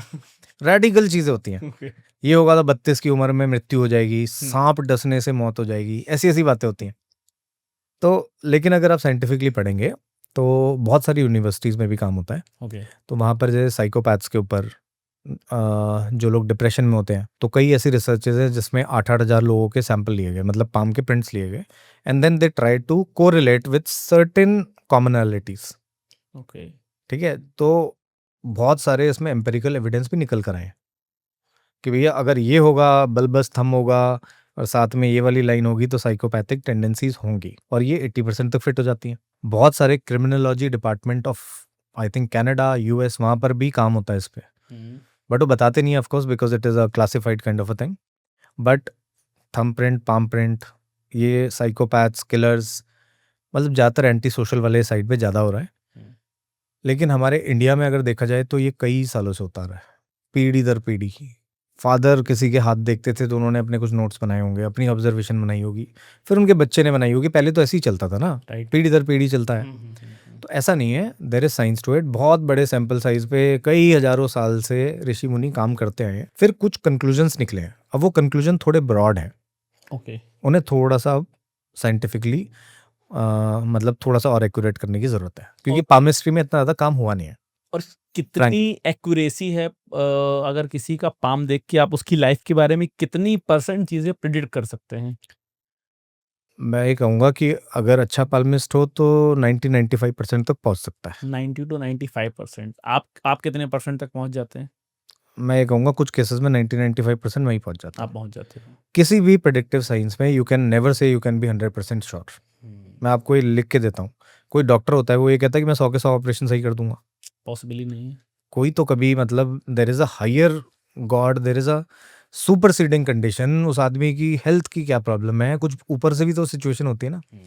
तो सिमिलरली ये भी होता है कि कभी कभी एनालिसिस में भी थोड़ा बहुत ऊपर नीचे हो जाता है। We are also humans. देखो ये बात मेरे को मानने में कोई वो नहीं है, क्यों? क्योंकि मेरे को पता है मैं काम ईमानदारी से कर रहा हूँ। बाकी सब कहते हैं 100%, I am 100% correct. No human can be ever 100% correct, ever. तो 90-95% तक हम चीज़ें पकड़ लेते हैं। और कौन से हाथ की रेखाएं आपको देखनी चाहिए? जनरली एक पॉइंट ऑफ व्यू है कि लड़कों का राइट हैंड देखा जाता है, लड़कियों का लेफ्ट हैंड देखा जाता है। आपको हमेशा डोमिनेंट हैंड देखना है ज़्यादा। Dominant hand. मतलब लेफ्टी है तो लेफ्ट, राइटी है तो राइट। ओके। अब जैसे मान लीजिए लेफ्ट मेरा नॉन डोमिनेंट हैंड है, तो इससे मैं ज़्यादा काम नहीं कर रहा है। जैसे आपसे बात भी कर रहा हूँ तो ये वाला हाथ हिला रहा हूँ, मेरे को कोई सामान उठाना होगा तो ये हिलाऊंगा, तो मेरा जो न्यूरल जो जितने भी कनेक्शंस आ रहे हैं वो ज़्यादातर मेरे इस राइट हैंड को काम पे लगा रहे हैं, है ना। अगर किसी को मेरे को थप्पड़ ही मारना होगा तो मैं सीधा हाथ से मारूंगा, है ना, क्योंकि मेरा ब्रेन इस तरीके से वायर्ड है कि ज़्यादा सिग्नल इसको देने हैं, डोमिनेंट हैंड। ओके। तो जो मेरी लाइफ में इस टाइम पे चल रहा है, मेरे कैरेक्टरिस्टिक्स, बहुत सारी चीज़ें जो अभी मेरे जिन जिन कैरेक्टरिस्टिक्स के साथ मैं हूँ उसके बेस पे आगे होने वाली है, वो राइट हैंड से ही दिखती है। ठीक है। ये बिकॉज इतना ज़्यादा डोमिनेंट नहीं है, तो this is something what I was born with. तो इससे नेचुरल क्वालिटीज़ देखी जा सकती हैं। मेरे को प्रॉमिस क्या हुआ था ऊपर से और मैंने उसका क्या कर लिया, वो यहाँ से पता लगता है। जैसे फॉर एग्जाम्पल किसी का लेफ्ट हैंड बहुत ही बढ़िया, अब बढ़िया के बहुत क्राइटेरिया होते हैं, वो समझाना बड़ा मुश्किल होगा, बट राइट हैंड बहुत बढ़िया, लेफ्ट हैंड बहुत बढ़िया, और राइट हैंड जो है मतलब उसमें थोड़ी सी गड़बड़े दिख रही हैं। तो आप ये मान के चलिए कि भैया he was born with a lot of qualities, he was born may be in a good family, but या वो उसने अपनी लाइफ इस तरीके से मतलब कर ली, उसने स्टेयरिंग अपना ऐसा मोड़ लिया कि उसने थोड़ा सा अपने आप को डाउन कर दिया। तो ये पता लगता है। फिर यहाँ अगर लेफ्ट हैंड में बिल्कुल ही वाट लगी और राइट हैंड बढ़िया हो, तो आप मुंह पे देख के बोल सकते हैं सेल्फ मेड मैन है सर आप। यू मीन टू से कि अगर आपके नॉन डोमिनेंट हैंड की रेखाएं अगर अच्छी हैं और जो आपका डोमिनेंट हैंड है, राइट हैंड है, उसकी रेखाएं आपकी खराब है, तो यू मीन्स आपके कर्मा खराब हैं। और इस लाइफ के इस लाइफ के पर्टिकुलर लाइफ के। और अगर ये वाइसा वर्सा है कि अगर आपका लेफ्ट हैंड अच्छा नहीं है और राइट हैंड आपका बहुत अच्छा हो गया, तो आपने अपने कर्मों से अपनी किस्मत को बदल दिया है। हाँ, मतलब आपने बहुत ज़्यादा एफर्ट किया है। बहुत वो जो ज्यादा। 20% का गेम है ना, जी। वो आपने मतलब स्केल अप कर दिया। ओके। ये बहुत कम लोग कर पाते हैं।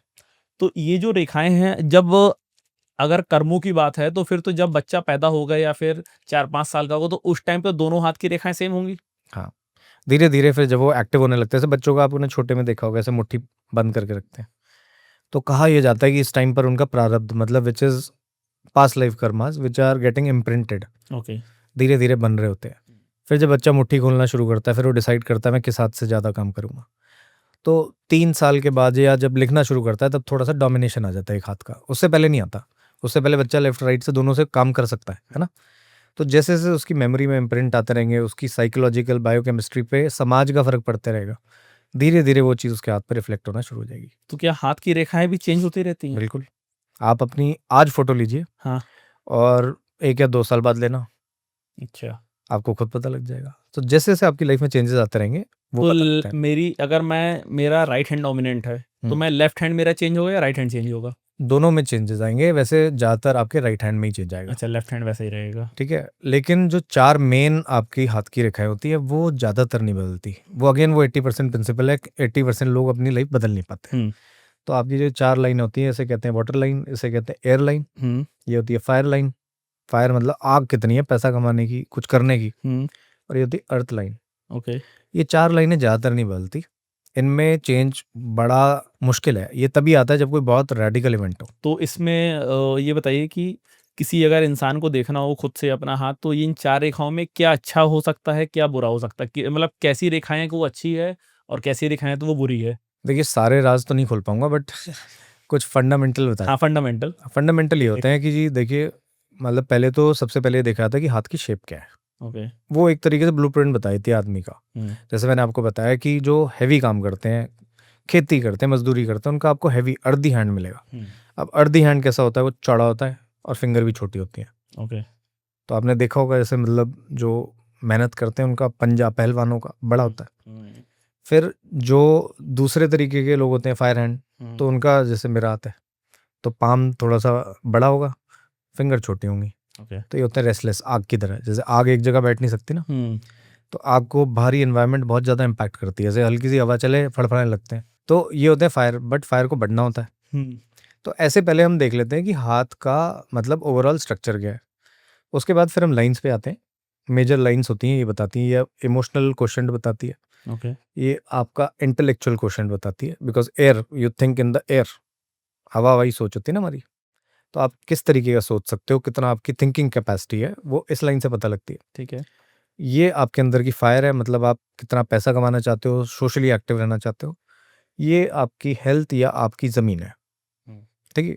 अब कुछ इसके ऊपर सुपर सीडिंग कंडीशन लग जाती है। अब इन लाइन्स में से कुछ भी ऊपर को जा रहा है तो दैट इज गुड। ओके। उस टाइम लाइन पे इन लाइन्स को नापने का भी तरीका होता है आपकी एज के हिसाब से। कोई भी चीज़ ऊपर जा रही है तो वो बढ़िया है। वो अगर इमोशन से ऊपर जा रही है तो आप कोई नया टैलेंट बना के कुछ क्रिएटिविटी से ऊपर जाओगे।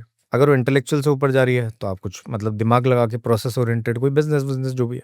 फायर लाइन से आ रही है तो पैसा बढ़ेगा।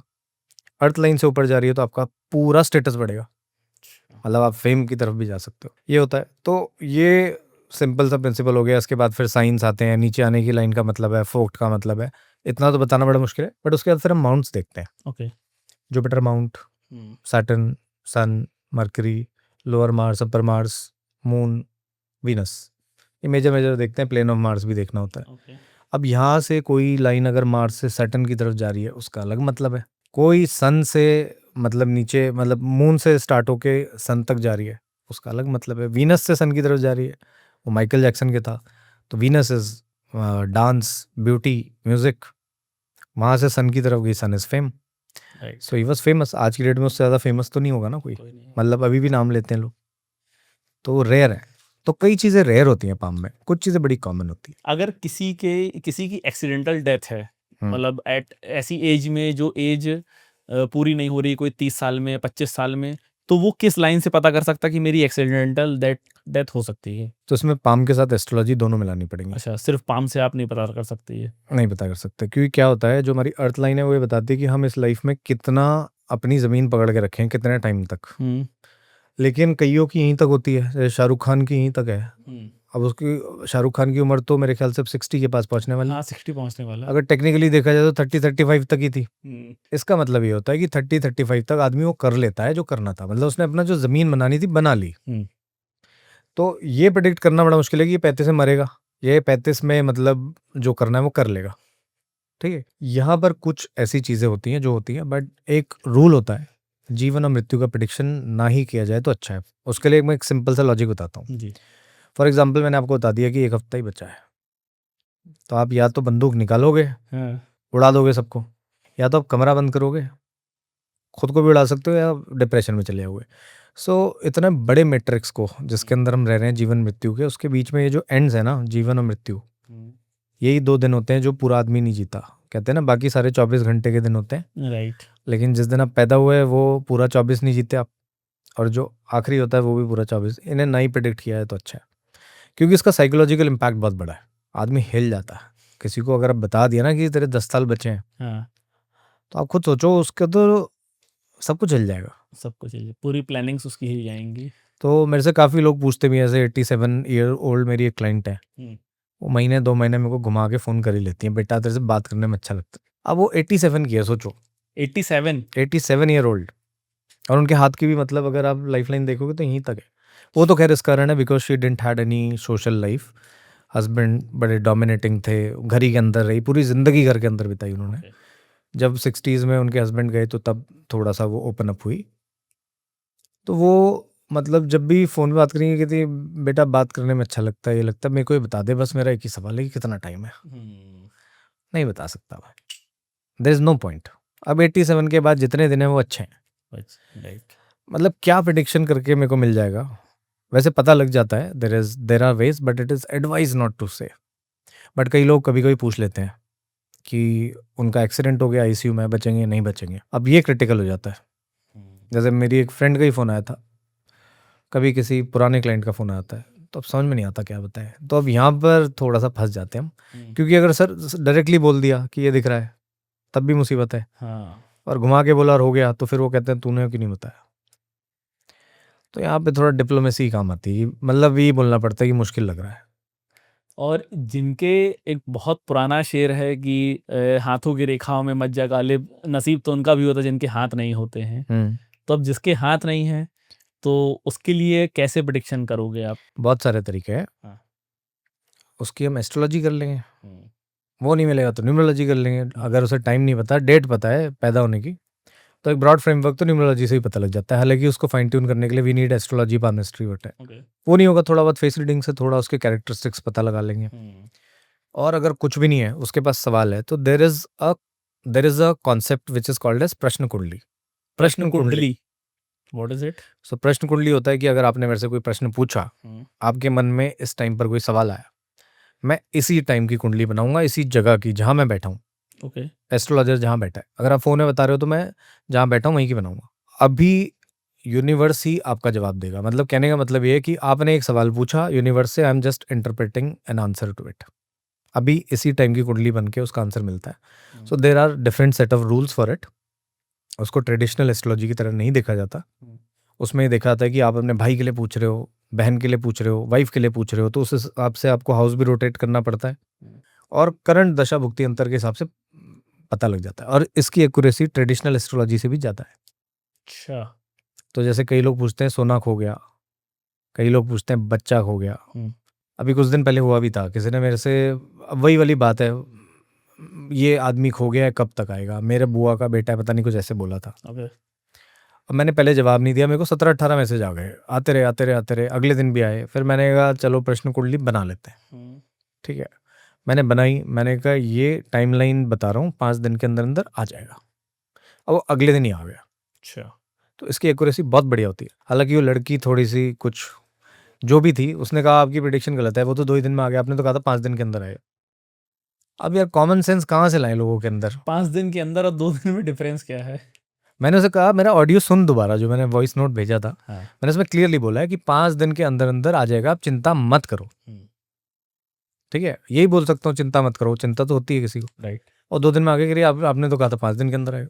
तो लोगों का तो खैर अलग ही बात है, बट प्रश्न कुंडली की एक्यूरेसी मतलब is not to be doubted. अच्छा, बट इसमें एक मैं केवेट बता देता हूँ। प्रश्न कुंडली लाइटली नहीं ली जाती, ओनली फॉर सीरियस क्वेश्चंस।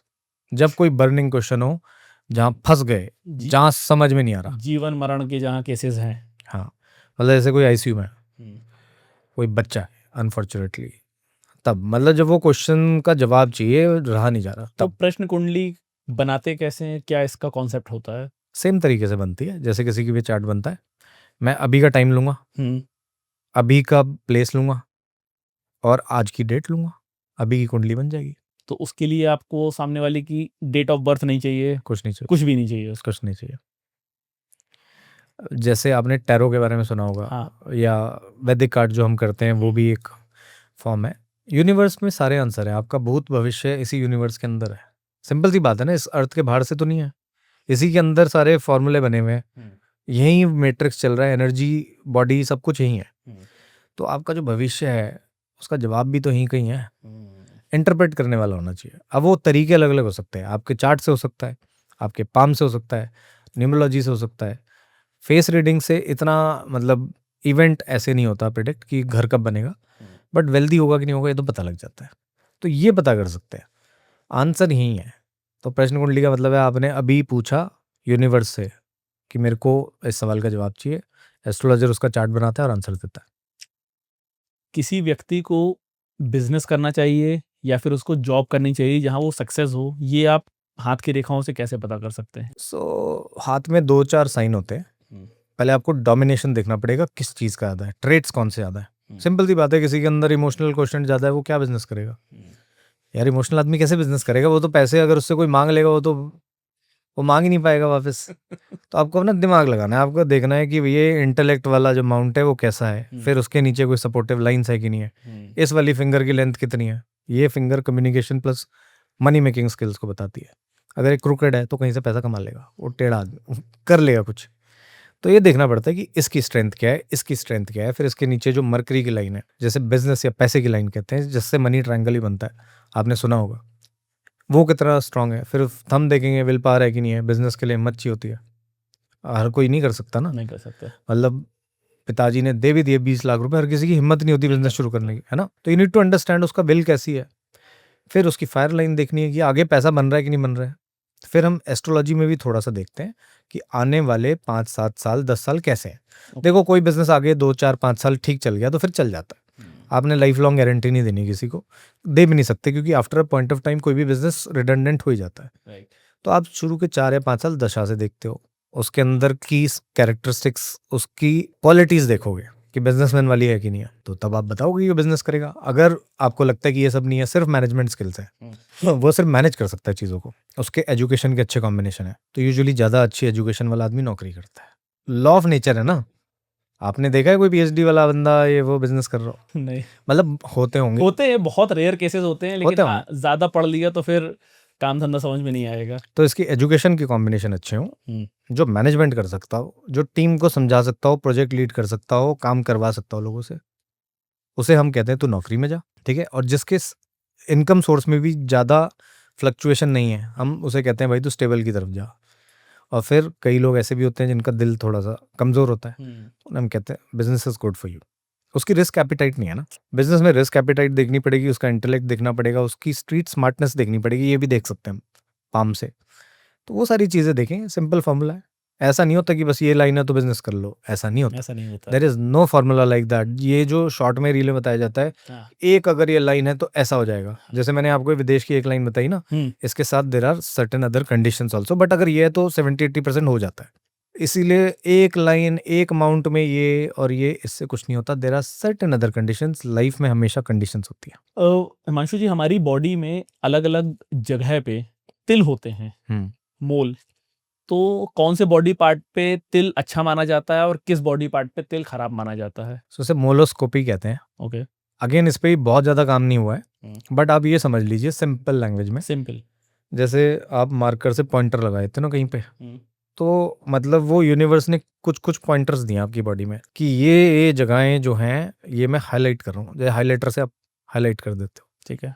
तो आपने देखा होगा रेखा जो है, रेखा जी, उनका एक मतलब जो यहाँ पर एक मोल है वो बड़ा प्रोमिनेंट है, ठीक है। इसे ब्यूटी मोल कहा जाता है, ओके। ठीक है। अब हम तो नहीं कह रहे, तो पहले से है ना, तो ये ब्यूटी को एनहांस करता है बिकॉज ये राहु वाले एरिया में है। तो these people do really well in glamour world, modelling world, ये सब वर्ल्ड। और बाद में आप देखेंगे बहुत सारी लड़कियों ने करना भी शुरू कर दिया था, वो ज़बरदस्ती का बना लेती है ना। तो अगर आप अच्छे मोल और बुरे मोल की बात कर रहे हो तो सिंपल सी बात है, हमारा जो बॉडी है उसे हम ऐसे डाइसेक्ट कर लेते हैं, ठीक है।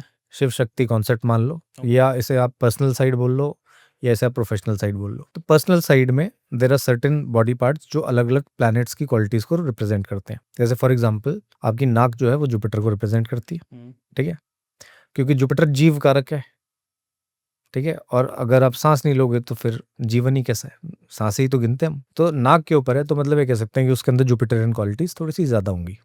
और अगर बिल्कुल नाक में आगे तो अपनी नॉलेज को लेकर, ईगो को लेकर बहुत ज़्यादा मतलब अड़ेगा। आपने देखा होगा ना, कहते भी हैं नाक में तिल है बड़ा चिड़चिड़ा सा होगा, या ये बड़ा अड़ियल सा होगा। तो there is a reason behind it. फिर अगर मैं कुछ अच्छे मोल्स की बात करूं तो मतलब मोस्टली मतलब ये आपका जो अपर चीक रीजन है, this is very good because ये वीनस की क्वालिटीज़ को बढ़ाता है। आज के ज़माने में हम मटेरियलिस्टिक वर्ल्ड में रह रहे हैं। आपने देखा होगा विदेशों में बहुत सारे लोगों के फ्रेकल्स भी होते हैं। होते हैं। वो बहुत ज़्यादा इसलिए भी होते हैं because they are materialistically well to do. ये आपको ज़्यादातर उस जगहों पे देखने को मिलेगा, though I am not saying 100%, but there is correlation to it. फिर आपने देखा होगा अफ्रीका में ज़्यादातर लोगों के लिप्स बहुत बड़े होते हैं। हाँ, अफ्रीकन और नाइजीरियन। हाँ, तो ये क्यों होता है? अब है तो इसके पीछे मतलब डीएनए, या मतलब वो तो एक एवोल्यूशनरी प्रोसेस है, बट जब बड़े होठ होते हैं तो इसका मतलब डिज़ायर ज़्यादा है। They have seen scarcity. UK के लोगों के होठ जो हैं छोटे होते हैं, दे हैव सीन अबंडेंस। उन्हें खाने की भूख नहीं है क्योंकि उन्हें पता है हमारे पास। तो लिप्स के पास जैसे मोल हो जाएगा तो ये क्या करेगा, ये आपके डिज़ायर्स को बढ़ा देगा, ठीक है। फिर अगर आपकी आइज़ के पास हो जाता है तो थोड़ा फेम के लिए अच्छा है। जैसे इधर वाले रीजन में कहीं पर छोटा मोटा अगर हो जाए, वह छोटे मोल का इतना इम्पैक्ट नहीं होता, थोड़ा प्रोमिनेंट होना चाहिए, वो ठीक है। बैक में मोल थोड़ा ठीक नहीं माने जाते। बैक में मोल वगैरह जो होते हैं वो मोस्टली मतलब मार्स की क्वालिटीज़ को कमज़ोर करते हैं। तो हेल्थ पर्सपेक्टिव से भी थोड़ा ठीक नहीं माना था, बट ये है कि there is no such evidence कि ये बोल दिया जाए कि ये यहाँ पर है तो ये बीमारी होगी, ये बताना बड़ा मुश्किल है। कोरिलेट करना ही पड़ता है। और किस बॉडी पार्ट पे मोल हो तो आपके पास पैसा ज़्यादा आता है? सो जैसे शाहरुख खान के हथेली के बिल्कुल बीचों बीच में यहाँ पर मोल है। अच्छा। सो कई लोग कहते हैं मेरे भी है हथेली के बीच में, कईयों के होता है। वो ऐसे नहीं होता, ये उसके ऊपर कोई इन्फ्लुएंस नहीं होना चाहिए। अगर वो किसी लाइन के ऊपर है, किसी साइन के अंदर है, तो उसका मतलब ही अलग हो गया। Okay. It should be pure.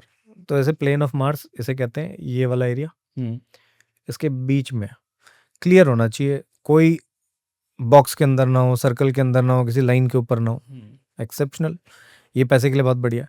बाकी एक चिन का मोल भी अच्छा होता है, बट ये चिन का मोल यूजुअली सैटर्न की क्वालिटी को बढ़ाता है। तो ये कह सकते हैं 36 की एज के बाद या 44 की एज के बाद a person is self made और वो अपने पैसे से काफ़ी अच्छा इंजॉय करता है। मतलब ऐसे होता है ना, I have done well for my self, वो वाली चीज़। तो ठोडी का भी अच्छा होता है। मेरे बाइसेप्स में मोल है।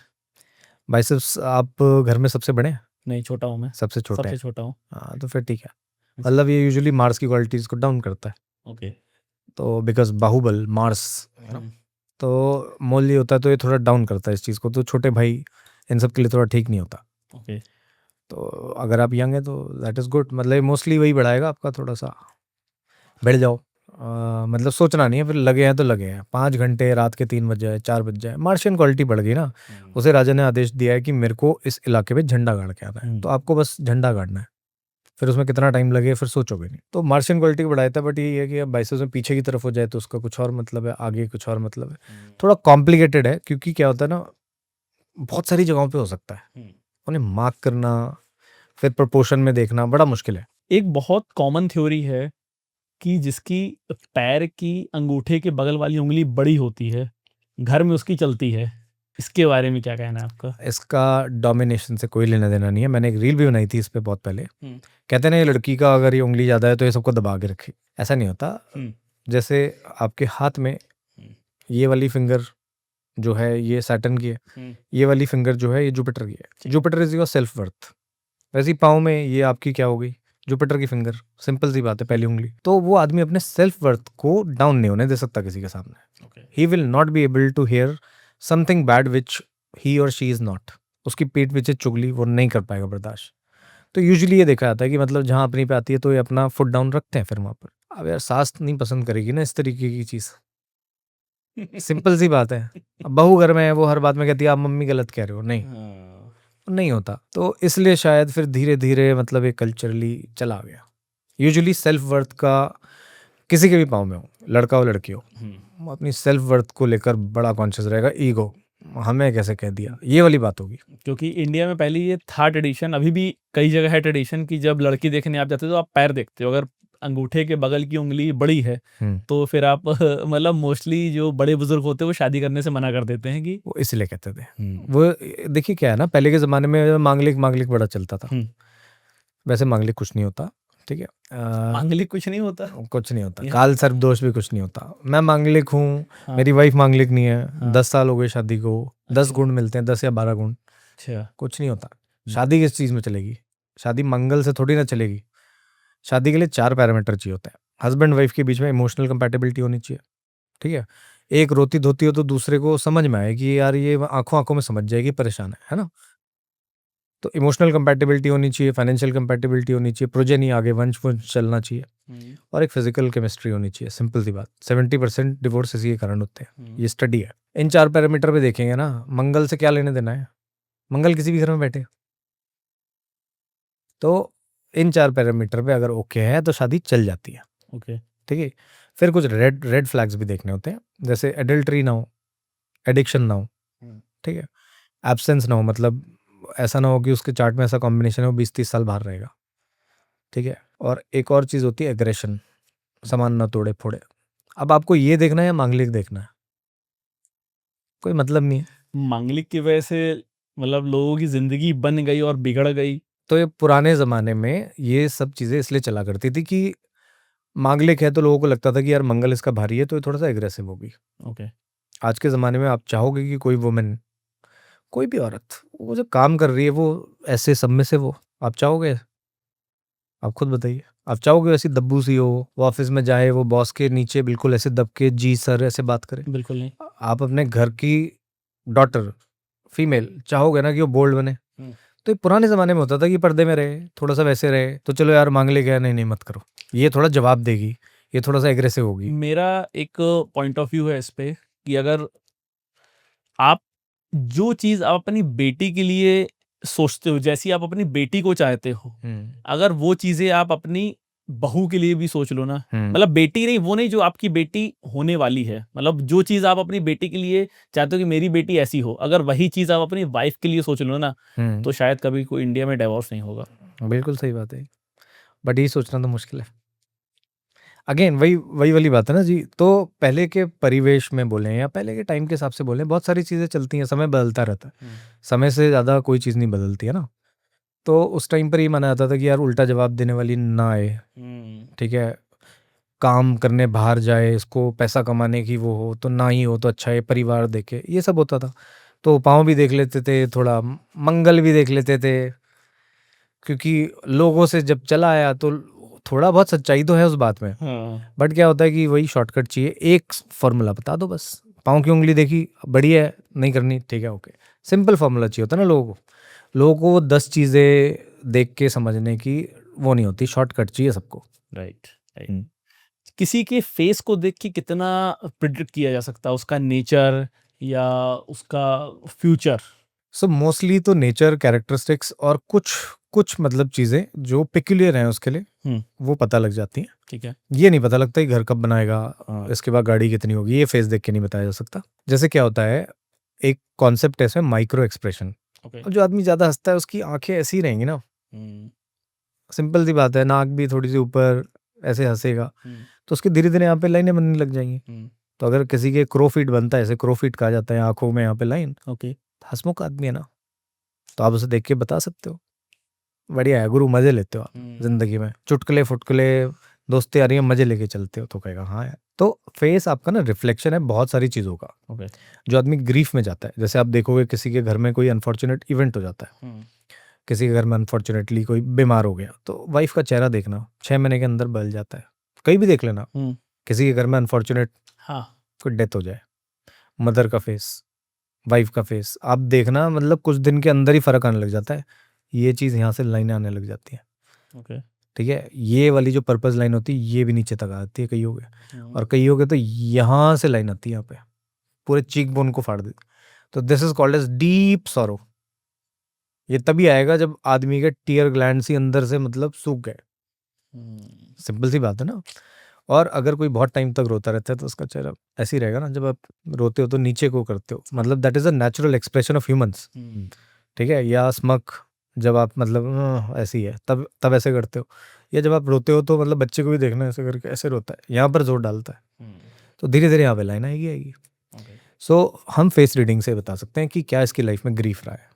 ठीक है, कुछ इननेट क्वालिटीज पता लग सकती हैं। आपने कोई साइंटिस्ट देखा इसका माथा ही छोटा हो आज तक, कोई फिलोसफर देखा, आप अगर वेस्ट में घूमे हैं जितने स्टैचू उठा के देख लो, फिलोसफर हो गए माथा चौड़ा मिलेगा, पीछे मतलब इतने बड़े बड़े माथे मिले। राइटर हो गए, पोएट के, जो थिंकिंग काम करेगा उसका माथा चौड़ा होगा ही।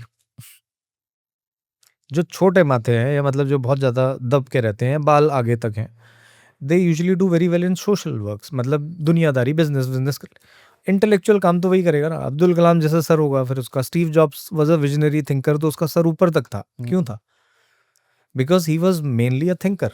तो जो फेस रीडिंग है उसमें आपके जैसे ये वाला जो एरिया होता है मर्करी रीजन कह लो, लोअर जो ये होता है ये मार्स का रीजन होता है, क्योंकि जब भी गुस्सा आता है तो आप ऐसे बाहें ही करोगे ना, या अपने जॉज को थोड़ा दबाओगे, तो this region and this region is Mars.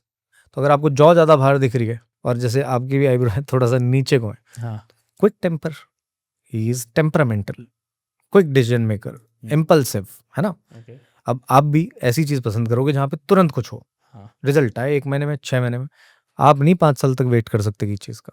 ठीक है, बिकॉज लो सेट आईब्रो मतलब आप यूं क्यों करते हो? क्योंकि फोकस कर रहे हो आप। तो a person is naturally focus ना, तो आपका फेस बता रहा है वो, उसे बस पढ़ने का तरीका होना चाहिए। ठीक है, फिर नोज जो होती है, नोज मतलब जुपिटर की चीज़ होती है, कहीं ना कहीं मतलब थोड़ा आपकी health plus money making skills को बताती है। सॉरी, मनी मेकिंग नहीं, मनी अक्यूमुलेशन स्किल्स ये बताती है। फिर जैसे आपके जो ये कान है ये भी आपके जॉ से ही जुड़े होते हैं, तो ये मार्स का एक्सटेंशन है। और ये जो ईयर लोब्स हैं ये आपके केतु होते हैं। तो आप देखोगे जिनके प्रोमिनेंट ईयर लोब्स होते हैं वो लेगेसी बनाते हैं, जिनकी ये चीज़ बड़ी होती है। ओके, ये सबसे अच्छा एग्जाम्पल तो भगवान बुद्ध ही हैं। ठीक है, बट इसको आपको इस तरीके देखना पड़ेगा कि वो आदमी किस लेवल से किस लेवल तक पहुंचा है। ऐसा नहीं होता कि यार किसी के लोब है तो वो हमेशा टॉप ही जाएगा। वो हो सकता है अपने गांव में प्रधान बन जाए यार, वो उसके लिए बड़ी बात है, उसने लेगेसी बना ली अपनी, है ना। सो फेस से पता लग जाता है कि लेगेसी मेकिंग कैपेसिटी है कि नहीं है। अब किसी की चिन, जैसे आप किसी भी आम आदमी के पास जाके देखना, हम्म। उसकी आईब्रो अगर राउंड है और चिन भी राउंड है, हम्म। आपको देखते ही फ्रेंडली वाली फीलिंग आएगी उससे। जिसकी आईब्रो राउंड है, जैसे आपके स्कूल में यूजुअली प्रिंसिपल्स होती थी, हम्म। या आप कार्टून कैरेक्टर भी उठा के देखोगे, उसकी राउंड आईब्रो है, वो फ्रेंडली कैरेक्टर होगा। और जिसकी एंगल्ड होंगी हम्म। वो विलन होगा, गुस्से वाला होगा, है ना। तो आपकी एंगल्ड आईब्रो है, आपकी लेफ्ट आई राइट आई में कितना फर्क है, जैसे आपका इधर का मतलब जो लेफ्ट कान है और राइट कान है, फर्क है इसमें, अच्छा, मैंने आज तक नोटिस नहीं किया। है। ओके। देखो ना, दोनों की शेप में फर्क है। ठीक है। सो ये बताता है कि मतलब early part of life was very अपनी अपनी सुनने वाला, मतलब ज़्यादा किसी की सुनी नहीं। अब ये बाहर को निकल रहा है, हम्म। राइट वाला, ओके। प्रोफेशनल साइड वाला। हम्म। तो इसका मतलब ये है कि अब सुनने लगे, समझता हूँ, ये करता हूँ, वो सब करता हूँ। बाकी इम्पल्सिव क्वालिटी है ही। फेस अगर पूरा का पूरा देखो हम्म। तो आपका face mix of Oval plus metallic है, और थोड़ा सा अर्दीनेस भी यहाँ पे जाता है। हम्म। तो ट्रेडिशनल प्लस न्यू एज दोनों का मिक्स हो गया। तो हम ये बता सकते हैं कि यार अगर आपको कुछ करना है तो आप वो चीज़ें करो जो क्विकली 2-3 साल में खड़ी करी, खत्म, आगे बढ़ो, यू विल गेट बोर्ड। ठीक है, साथ के साथ कोई हॉबी जरूर रखना। तो आपको कुछ सोल्यूशन दे दिया ना मैंने फेस रीडिंग से। बहुत तो दे दिया। तो फेस रीडिंग का मतलब ये है कि हम उस इंसान की कुछ कैरेक्टरिस्टिक्स उसके चेहरे से पता कर सकते हैं, कुछ पास्ट इवेंट्स भी पता लग जाते हैं। ओके। ये तक पता लग जाता है कि मतलब कैरेक्टर वाइज कितना गड़बड़ मामला है, फेस से बिल्कुल पता लग जाता है आपको, जैसे खुद ही फीलिंग आ जाती है ना। और फेस रीडिंग अगर मैं वैसे बोलूँ ना, तो सिर्फ मैं नहीं कर रहा हूँ, ये दुनिया में हर आदमी पता नहीं कितने साल से कर रहा है। हाँ, एक दूसरे का फेस देख के या आप देख के समझ में आता है कि सामने वाले का मूड खराब है कि सामने वाले का मूड अच्छा है। एंड मतलब ऐसे कहेंगे कि बिना सोचे समझे हर कोई कर रहा है। वो भी कोई जो इधर बैठे हैं वो भी देख के मेरे को फेस से ही समझने की कोशिश कर रहे हैं ना। अब आपको देखते ही किसी को पता लग जाता है यार कुछ गलत सी वाइब आ रही है। कैसे पता लगता है? Because our bodies have been trying to decode from many years. अब अगर हम उसी को थोड़ा सा पैटर्न में लिया है तो दैट इज फेस रीडिंग। इसमें कोई बड़ी साइंस नहीं है। आपकी मम्मी किसी का चेहरा देख के सब पहचान जाती है कि ये गड़बड़ है, नहीं है। Some people are born with it, है ना। उसी को थोड़ा सा फॉर्मलाइज करने का तरीका है फेस रीडिंग। सिंपल सी बात है, माथा चौड़ा होगा, माथे का स्लांट अच्छा होगा, साइड से अगर वो ज़्यादा घूमने वाला माथा होगा, हर चीज़ का थोड़ा थोड़ा मतलब है। मोस्टली एक ऐसा माना जाता है कि जिनकी आईब्रोज जुड़ी होती हैं वो लोग भरोसेमंद नहीं होते, वो हमेशा लोगों को धोखा देते हैं। देखो अब ये अगेन वन लाइनर्स जो होते हैं ना, ये बड़े याद रहते हैं क्योंकि ये शॉर्टकट है। पाँव की उंगली बड़ी है तो ऐसी होगी, आईब्रो है तो ऐसा होगा। ह्यूमंस एक तरीके के नहीं होते। ओके। ह्यूमन का बिहेवियर बड़ा कॉम्प्लेक्स होता है। आप ऐसे नहीं बोल सकते कि यार ये ऐसा है ना। ये बोल सकते हो कि ये वाली क्वालिटी इसमें थोड़ी ज़्यादा है। ओके। तो यूनिब्रो, इसको यूनिब्रो कहा जाता है, काजोल की है, बहुत से लोग आजकल हटवा भी लेते हैं लोग। तो यूनिब्रो का मतलब है they want uniformity in life. Mars मतलब अगर उन्हें बोला है 6 बजे तक ये काम हो जाएगा तो काम हो जाना चाहिए, वरना वो फिर गुस्सा हो जाएंगे। मार्स का एरिया ना। सैनिक को अगर आपने बोला कि मैं इतने बजे तक ये घर खाली करा दूंगा तो उतने बजे तक कराना पड़ेगा, वरना फिर वो बंदूक ही निकालेगा। सो यूनिब्रो का मतलब है they want a lot of uniformity, they want a lot of confirmation. ये अब हो जाएगा, ये अब हो जाएगा, ये अब हो जाएगा, फिर ये बताएंगे ये कल तक कर दोगे। आपने अगर हाँ कहा और नहीं किया तो फिर थोड़ा सा ये चिड़चिड़ है, फिर ये चिड़चिड़ है, फिर ये हो सकता है सुना भी दें। जैसे मतलब काजोल होगी तो वो फ़ोन में सुना देगी कि भैया तुम्हें समझ में नहीं आता है ये वो ड्राइवर ने बोला 6 बजे आऊँगा, 6:05 पे आएगा, तो सुना देगी। अभी एक वीडियो काजोल का वायरल हुआ था जब वो पूजा कर रही थी और कुछ लोग शूज पहन के आ गए थे, तो उसने तुरंत माइक पकड़ के लोगों को बोल दिया कि आपको शर्म आनी चाहिए कि आप यहाँ पूजा चल रही हो, आप यहाँ शूज पहन के आए हुए हो। हाँ मतलब मैंने देखा नहीं है बट आप बता रहे हैं तो होगा। ये होता है जी, आप देखोगे यूनिफॉर्मिटी चाहिए होती है लाइफ में। They don't want surprises. Surprise बड़ा प्रॉब्लम कर देता है। और जिन लोगों की धोखा देने की टेंडेंसी है, कोई लड़का है या कोई लड़की है जिसकी धोखा देने की टेंडेंसी, तो उसके फेस में क्या चीज़ रिफ्लेक्ट होती है या क्या स्पेशल होता है? तो 2 या 3 चीज़ को आपको ना मिक्स करके देखना पड़ेगा, एक चीज़ से नहीं पता लगेगा। ओके। ठीक है, एक तो थोड़ा सा डीप सेट आईज होनी चाहिए, और मतलब डीप सेट आईब्रोज और अंदर घुसी हुई आंखें। अच्छा। एक एक क्वालिटी होती है, ज़रूरी नहीं है हर अंदर घुसी वाला होगा। फिर दूसरा आप ये देखोगे कि उसकी जो पर्पस लाइन है, ये कहते हैं पर्पस लाइन। ठीक है, जैसे लेफ्ट वाली हो गई आपकी इंटरनल क्वालिटीज, राइट हो गई आपकी प्रोफेशनल। अगर उसकी राइट वाली घूम के ऊपर को जा रही है तो इसका मतलब ये है कि उसने अपना पर्पस थोड़ा उल्टा ही बनाया हुआ है लाइफ का। ठीक है, फिर दूसरा होता है फेक स्माइल्स, मतलब जिसके ये क्रो फीट नहीं आते, ओके। ऐसे हंसता है। जिसके हंसने के टाइम पे लाइंस नहीं आती हैं। हाँ, जिसके यहाँ बनी लाइंस ना बने, बनी लाइंस कहते हैं ऐसे ना। खरगोश होते हैं ना उनके ऐसे यहाँ पे 3 लाइनें हम्म, कई होगा आपने देखी होगी, हम्म, तो इनकी बनी लाइन्स ना हो, हाँ, मतलब ये हंसते हैं तब ना मने, क्योंकि वो फेक हंस रहा है, वो कुछ और सोच रहा है, वो आपके साथ सिर्फ ऐसे ही बैठा हुआ है जी। तो अगर ये तीनों टेंडेंसी किसी के अंदर है तो वो आपको धोखा देगा फिर, हाँ, वो मतलब ये प्रोबेबिलिटी बढ़ा देता है। प्रोबेबिलिटी बढ़ा देगा। इसके साथ साथ आपको थोड़ा सा ना फेस रीडिंग के साथ साथ उसकी बॉडी लैंग्वेज को भी समझना पड़ेगा। ओके। मतलब यूजुअली जो आदमी फेक कर रहा है हम्म, वो थोड़ा सा राइट की तरफ देख के बात करता है, क्योंकि वो विजुअल मेमोरी बना रहा है। लेफ्ट की तरफ देखते हो तो आप ऑडिटरी मेमोरी, किसने क्या बोला था, उसने क्या बोला था, जैसे आप कभी कुछ सोचोगे उसने क्या बोला था तो आप लेफ्ट की तरफ देख के सोचोगे, ऐसे नहीं उसने क्या बोला था ऐसे नहीं सोचोगे आप, हम्म। करके देख लो आप। मैं राइट की तरफ सोचता हूँ। राइट की तरफ विजुअल सोचोगे, जैसे ये यार कुछ ना ऐसा ऐसा होना चाहिए, बट उसने क्या कहा था, जब ये बोलना होगा उसने क्या कहा था, तो आपका ध्यान ना लेफ्ट की तरफ ऊपर, आईब्रो आंख ऊपर जाएगी। अच्छा। तो अगर आपसे कोई बात करते टाइम हम्म, लेफ्ट की तरफ देख रहा है हम्म, तो वो सोचने की कोशिश कर रहा है उसने क्या बोला था, वो क्या मैंने वो सुना था, वो ऑडियो ढूंढ रहा है। और राइट की तरफ आप यूजुअली सोचते हो यार कुछ ऐसा हो जाए तो कुछ ऐसा हो जाएगा ये, तो जो राइट की तरफ देख रहा है basically is making up story, but ये सीधा ऐसे ना किसी के मुंह पे नहीं बोल सकते, बट आपको अपने लिए ही समझ लेना है। किसी के मुंह में बोलोगे यार तो धोखेबाज है तो गलत है, राइट, राइट। वो वैसे भी फिर तो दे ही देगा। अच्छा, अगर फेस की बात की जाए, अगर मोदी जी का फेस अगर हम लोग प्रिडिक्ट करना चाहें तो उनके फेस में क्या क्या चीज़ें हैं जो उनकी पर्सनालिटी में दिखती हैं? So, मोदी जी के फेस में सबसे पहले तो उनका फोरहेड, ओके। ठीक है, आप उनका फोरहेड देखिए, इसे कहते हैं लीडरशिप फोरहेड। ओके। आप दुनिया के लीडर निकालिए 50 और आपको 48 49 में देखने को मिल जाएगा, इसे कहते हैं बॉक्सी फोरहेड। ओके। है लगता है डब्बा अलग से फोरहेड में लगा फिट दी। किया गया है।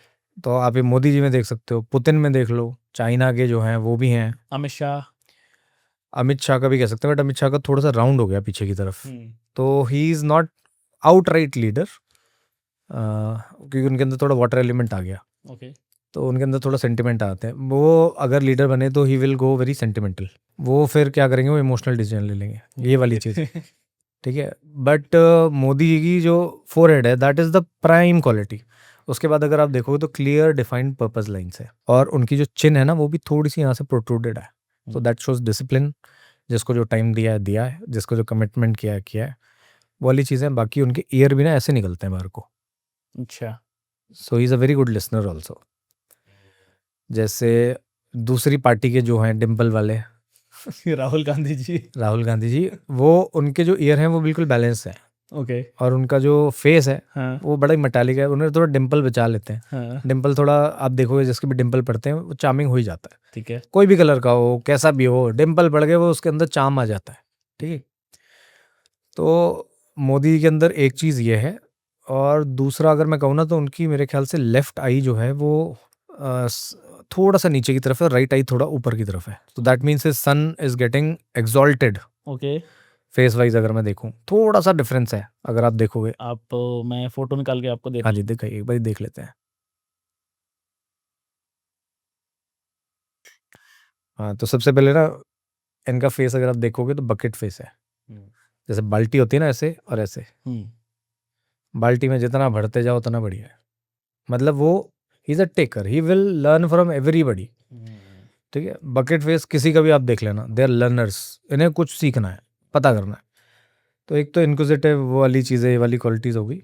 दूसरा पर्पस लाइन देखो, ऑलमोस्ट मतलब बिल्कुल नीचे लिप्स तक आती है, बड़ा रेयर होता है। हाँ, आपके भी जैसे यहाँ तक रुक रही है, इनका पूरा लिप्स तक आ रही है, तो मतलब purpose has become bigger than ambition. Purpose जो है लाइफ को बड़ा हो जाता है। फिर चीक बोन्स भी मतलब क्वाइट हैवी हैं, तो जलवा तो है, वो तो। ठीक है। मतलब जलवे का मतलब ये है कि मतलब फेम, लोग प्यार करते हैं। हम्म, लीडरशिप फॉरवर्ड हो गया, आईब्रो बुशी है, हम्म, आईब्रो बुशी मतलब घनी है, हम्म, राउंड में आती है बट घनी है।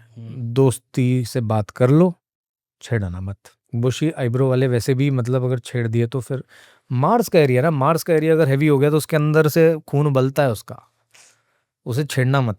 बट इनकी थोड़ी सी राउंडिश में आ रही है तो उसका मतलब ये है कि फ्रेंडलीनेस भी है। ही इज़ नॉट लाइक कि सबसे तुनक के बात करना, he is not like that.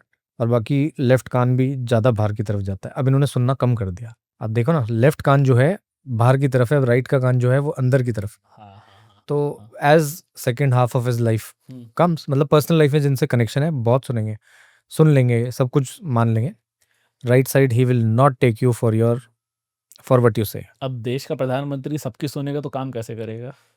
बहुत हुए हैं जो सुनते थे, हाँ, बहुत हुए हैं हमारे बहुत हुए हैं। पहले, बहुत हुए हैं वो सुनते थे, बट ये नहीं सुने। ये- professionally he will not listen to anybody, यही कह सकते हैं। फेस रीडिंग से इतना ही पता लगता है। बाकी ये है कि थोड़ा सा अगर मतलब हाई रेज फोटो मिले तो कुछ हम लाइनें देख सकते हैं। जैसे इनको थोड़ा सा मतलब अपनी लिवर हेल्थ पे ध्यान देने की ज़रूरत है। Okay. Liver health, gall bladder, spleen, ये चीज़ें फेस से पता लगती हैं। आपके फेस में भी कुछ बीमारियां रिफ्लेक्ट हो जाती हैं। जैसे अगर डार्क सर्कल है तो वाइटामिन्स, जिंक विंक कम है कुछ, तो इनका स्प्लीन, गॉल ब्लैडर, इस पे थोड़ा सा जोर दिखता है। अब कुंडली तो नहीं है मोदी जी की, कुंडली आप देख के बताइए कि 2027 से फिर से प्राइम मिनिस्टर बनेंगे या नहीं बनेंगे? तो मैं थोड़ा बचता हूँ इस तरीके की चीज़ों से। मैं बताता हूँ क्यों। हाँ। क्रिकेट का प्रिडिक्शन करना, कौन जीतेगा कौन नहीं जीतेगा, 50% है। ओके। सिंपल सी बात है ना, या तो ये जीतेगा या तो ये जीतेगा। फिर जो प्रिडिक्शन कर रहे हैं वो किस बेस पे कर रहे हैं, मुझे आज तक समझ में नहीं आया। ट्रस्ट मी, मैं भी बहुत टाइम से इस फील्ड में हूँ, ठीक है। वो क्रिकेटर के मतलब कैप्टन की कुंडली देख के कर रहे हैं, या वो हर प्लेयर की कुंडली देख के कर रहे हैं। अब ऐसा तो नहीं उन्होंने 22 कुंडलियां देख ली और सबका डिटेल है इनके पास, ये प्रश्न कुंडली से कर रहे हैं, मुझे आज तक समझ में नहीं आया। और फिर दूसरी बात ये है ना, 50-50% चांस तो है। ये क्या करते हैं, ट्विटर पे प्रिडिक्शन दे दी और जब सही हो गई तो फेसबुक और इंस्टाग्राम पे रील बना के डाल दी, स्क्रीनशॉट लगा दिया। ऐसी होता है। मैं बता रहा हूँ, ये इंटरनल गेम है। तो ट्विटर पे जहाँ 200 फॉलोवर, 500 फॉलोवर है, वहां तो किसी ने देखना नहीं। ट्वीट कौन देखता है, ठीक है। अब वो ट्वीट कर दिया, बाद में डिलीट भी कर सकते हो आप, है ना। मैं नहीं कहता, सब करते हैं। अब वहां पर एक दिन की 50 प्रेडिक्शन कर दी, भूकंप आने वाला है, ज्वालामुखी आने वाला है। भूकंप ज्वालामुखी हर दूसरे तीसरे दिन दुनिया में कहीं ना कहीं आता है यार। इंडोनेशिया में फटते रहते हैं, आइसलैंड में हर दूसरे दिन ज्वालामुखी फटता है। आइसलैंड में कितने ज्वालामुखी हैं? तो अब ये कहते हैं कि अगले हफ्ते या 15 दिन ये युति होने वाली है और ज्वालामुखी फटेंगे और तूफान आएंगे। अब कहीं कोई लैला तूफान या कोई ऐसा तूफान कहीं आ गया यूएस में, कहते हैं देखो सही हो गया। तो मैं देखो हर किसी को गलत तो नहीं कहूंगा, बट मोस्टली ये ना बहुत जेनरिक प्रेडिक्शंस होती है। क्रिकेट की प्रेडिक्शंस, पॉलिटिक्स में लगभग यार पता लग जाता है कौन जीतने वाला है। बहुत ही कम मतलब ऐसे चांसेस होते हैं जब नहीं पता लगता है। इस टाइम भी सबको पता ही था। अगर किसी ने ये प्रेडिक्ट किया होता कि इनका जीतना बड़ा मुश्किल हो जाएगा और गठबंधन की सरकार बनेगी, तब मैं मान जाता उसे एस्ट्रोलॉजर। राइट। 99% लोगों ने कहा मोदी जी 300 लाएंगे, कोई 320, फिर नंबर्स में चले गए। अब नंबर प्रेडिक्ट करने का कोई तरीका ही नहीं एस्ट्रोलॉजी में, कैसे कर रहे हैं मुझे तो समझ में नहीं आ रहा। तो कहते हैं कोई 330 कह रहा था, कोई 405 कह रहा था। अब नंबर निकाले कैसे आपने? तो वो ये क्या होता है, ये शॉर्टकट टू फेम है।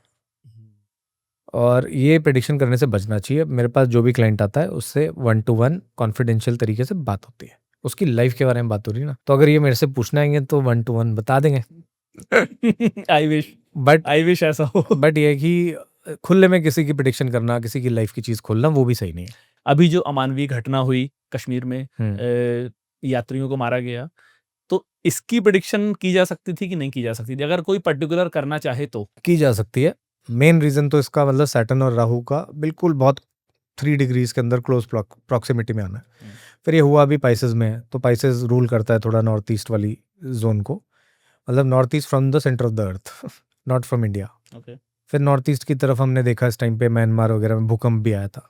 तो मोटा मोटा तो पता लगाया जा सकता है, बट ये नहीं बता सकते कि ये आपका पहलगाम में ही होगा, इसमें इस तरीके की घटना होगी, बम फटेगा या गोली से मारेंगे। इसके लिए ना अभी थोड़ा काम होना बाकी है, नो डाउट। और ये मेरे को बोलने में कोई भी गुरेज नहीं है कि मंडेन एस्ट्रोलॉजी में थोड़ा सा काम होना बहुत बाकी है। इसे कहते हैं मंडेन एस्ट्रोलॉजी। मंडेन एस्ट्रोलॉजी एक और अलग ब्रांच है एस्ट्रोलॉजी की, जिसमें मैं फर्स्ट टाइम वर्ड सुन रहा हूँ, मंडेन एस्ट्रोलॉजी। मंडेन एस्ट्रोलॉजी होता है मतलब मंडेन इवेंट्स, दुनिया के इवेंट्स की प्रेडिक्शन, कि सोना कब बढ़ेगा, चांदी कब बढ़ेगा, बारिश होगी नहीं होगी। तो ये जो प्रेडिक्शन है, इसके लिए there are different set of rules. इसका थोड़ा स्कूल ऑफ थॉट अलग है। तो I don't specialize in this, I only do predictive native astrology. Himanshu ji, बहुत अच्छी बातें हुई आज के हमारे पॉडकास्ट में। बहुत सारी चीज़ें आपने क्लियर की और बहुत सारे फेक एस्ट्रोलॉजर्स की आपने कहानियां खोली कि कैसे वो लोगों को अपने डर की दुकान चला के लोगों से पैसा ऐंठ रहे हैं। और एक जो सही डायरेक्शन होती है एस्ट्रोलॉजी, वास्तु, पाम रीडिंग और फेस रीडिंग की, उस तरफ हमारा गया। और शायद आज का पॉडकास्ट जिसने देखा होगा तो इन सब चीज़ों के बारे में बहुत डिटेल उसको जानकारी मिली। Thank you so much Panchayat Rohit में आने के लिए। आई होप हम एक अगला सेशन आपके साथ ज़रूर रखें और कुछ चीज़ों के बारे में जिसमें आज हम डिटेल में नहीं जा पाए हैं, शायद बिल्कुल। उसमें और डिटेल में हम लोग बात करें। बिल्कुल जी, नमस्कार। बहुत थैंक यू सारे सो मच। टॉपिक्स हैं। बिल्कुल, थैंक यू सो मच। फिर बैठेंगे नमस्कार। किसी दिन। नमस्कार।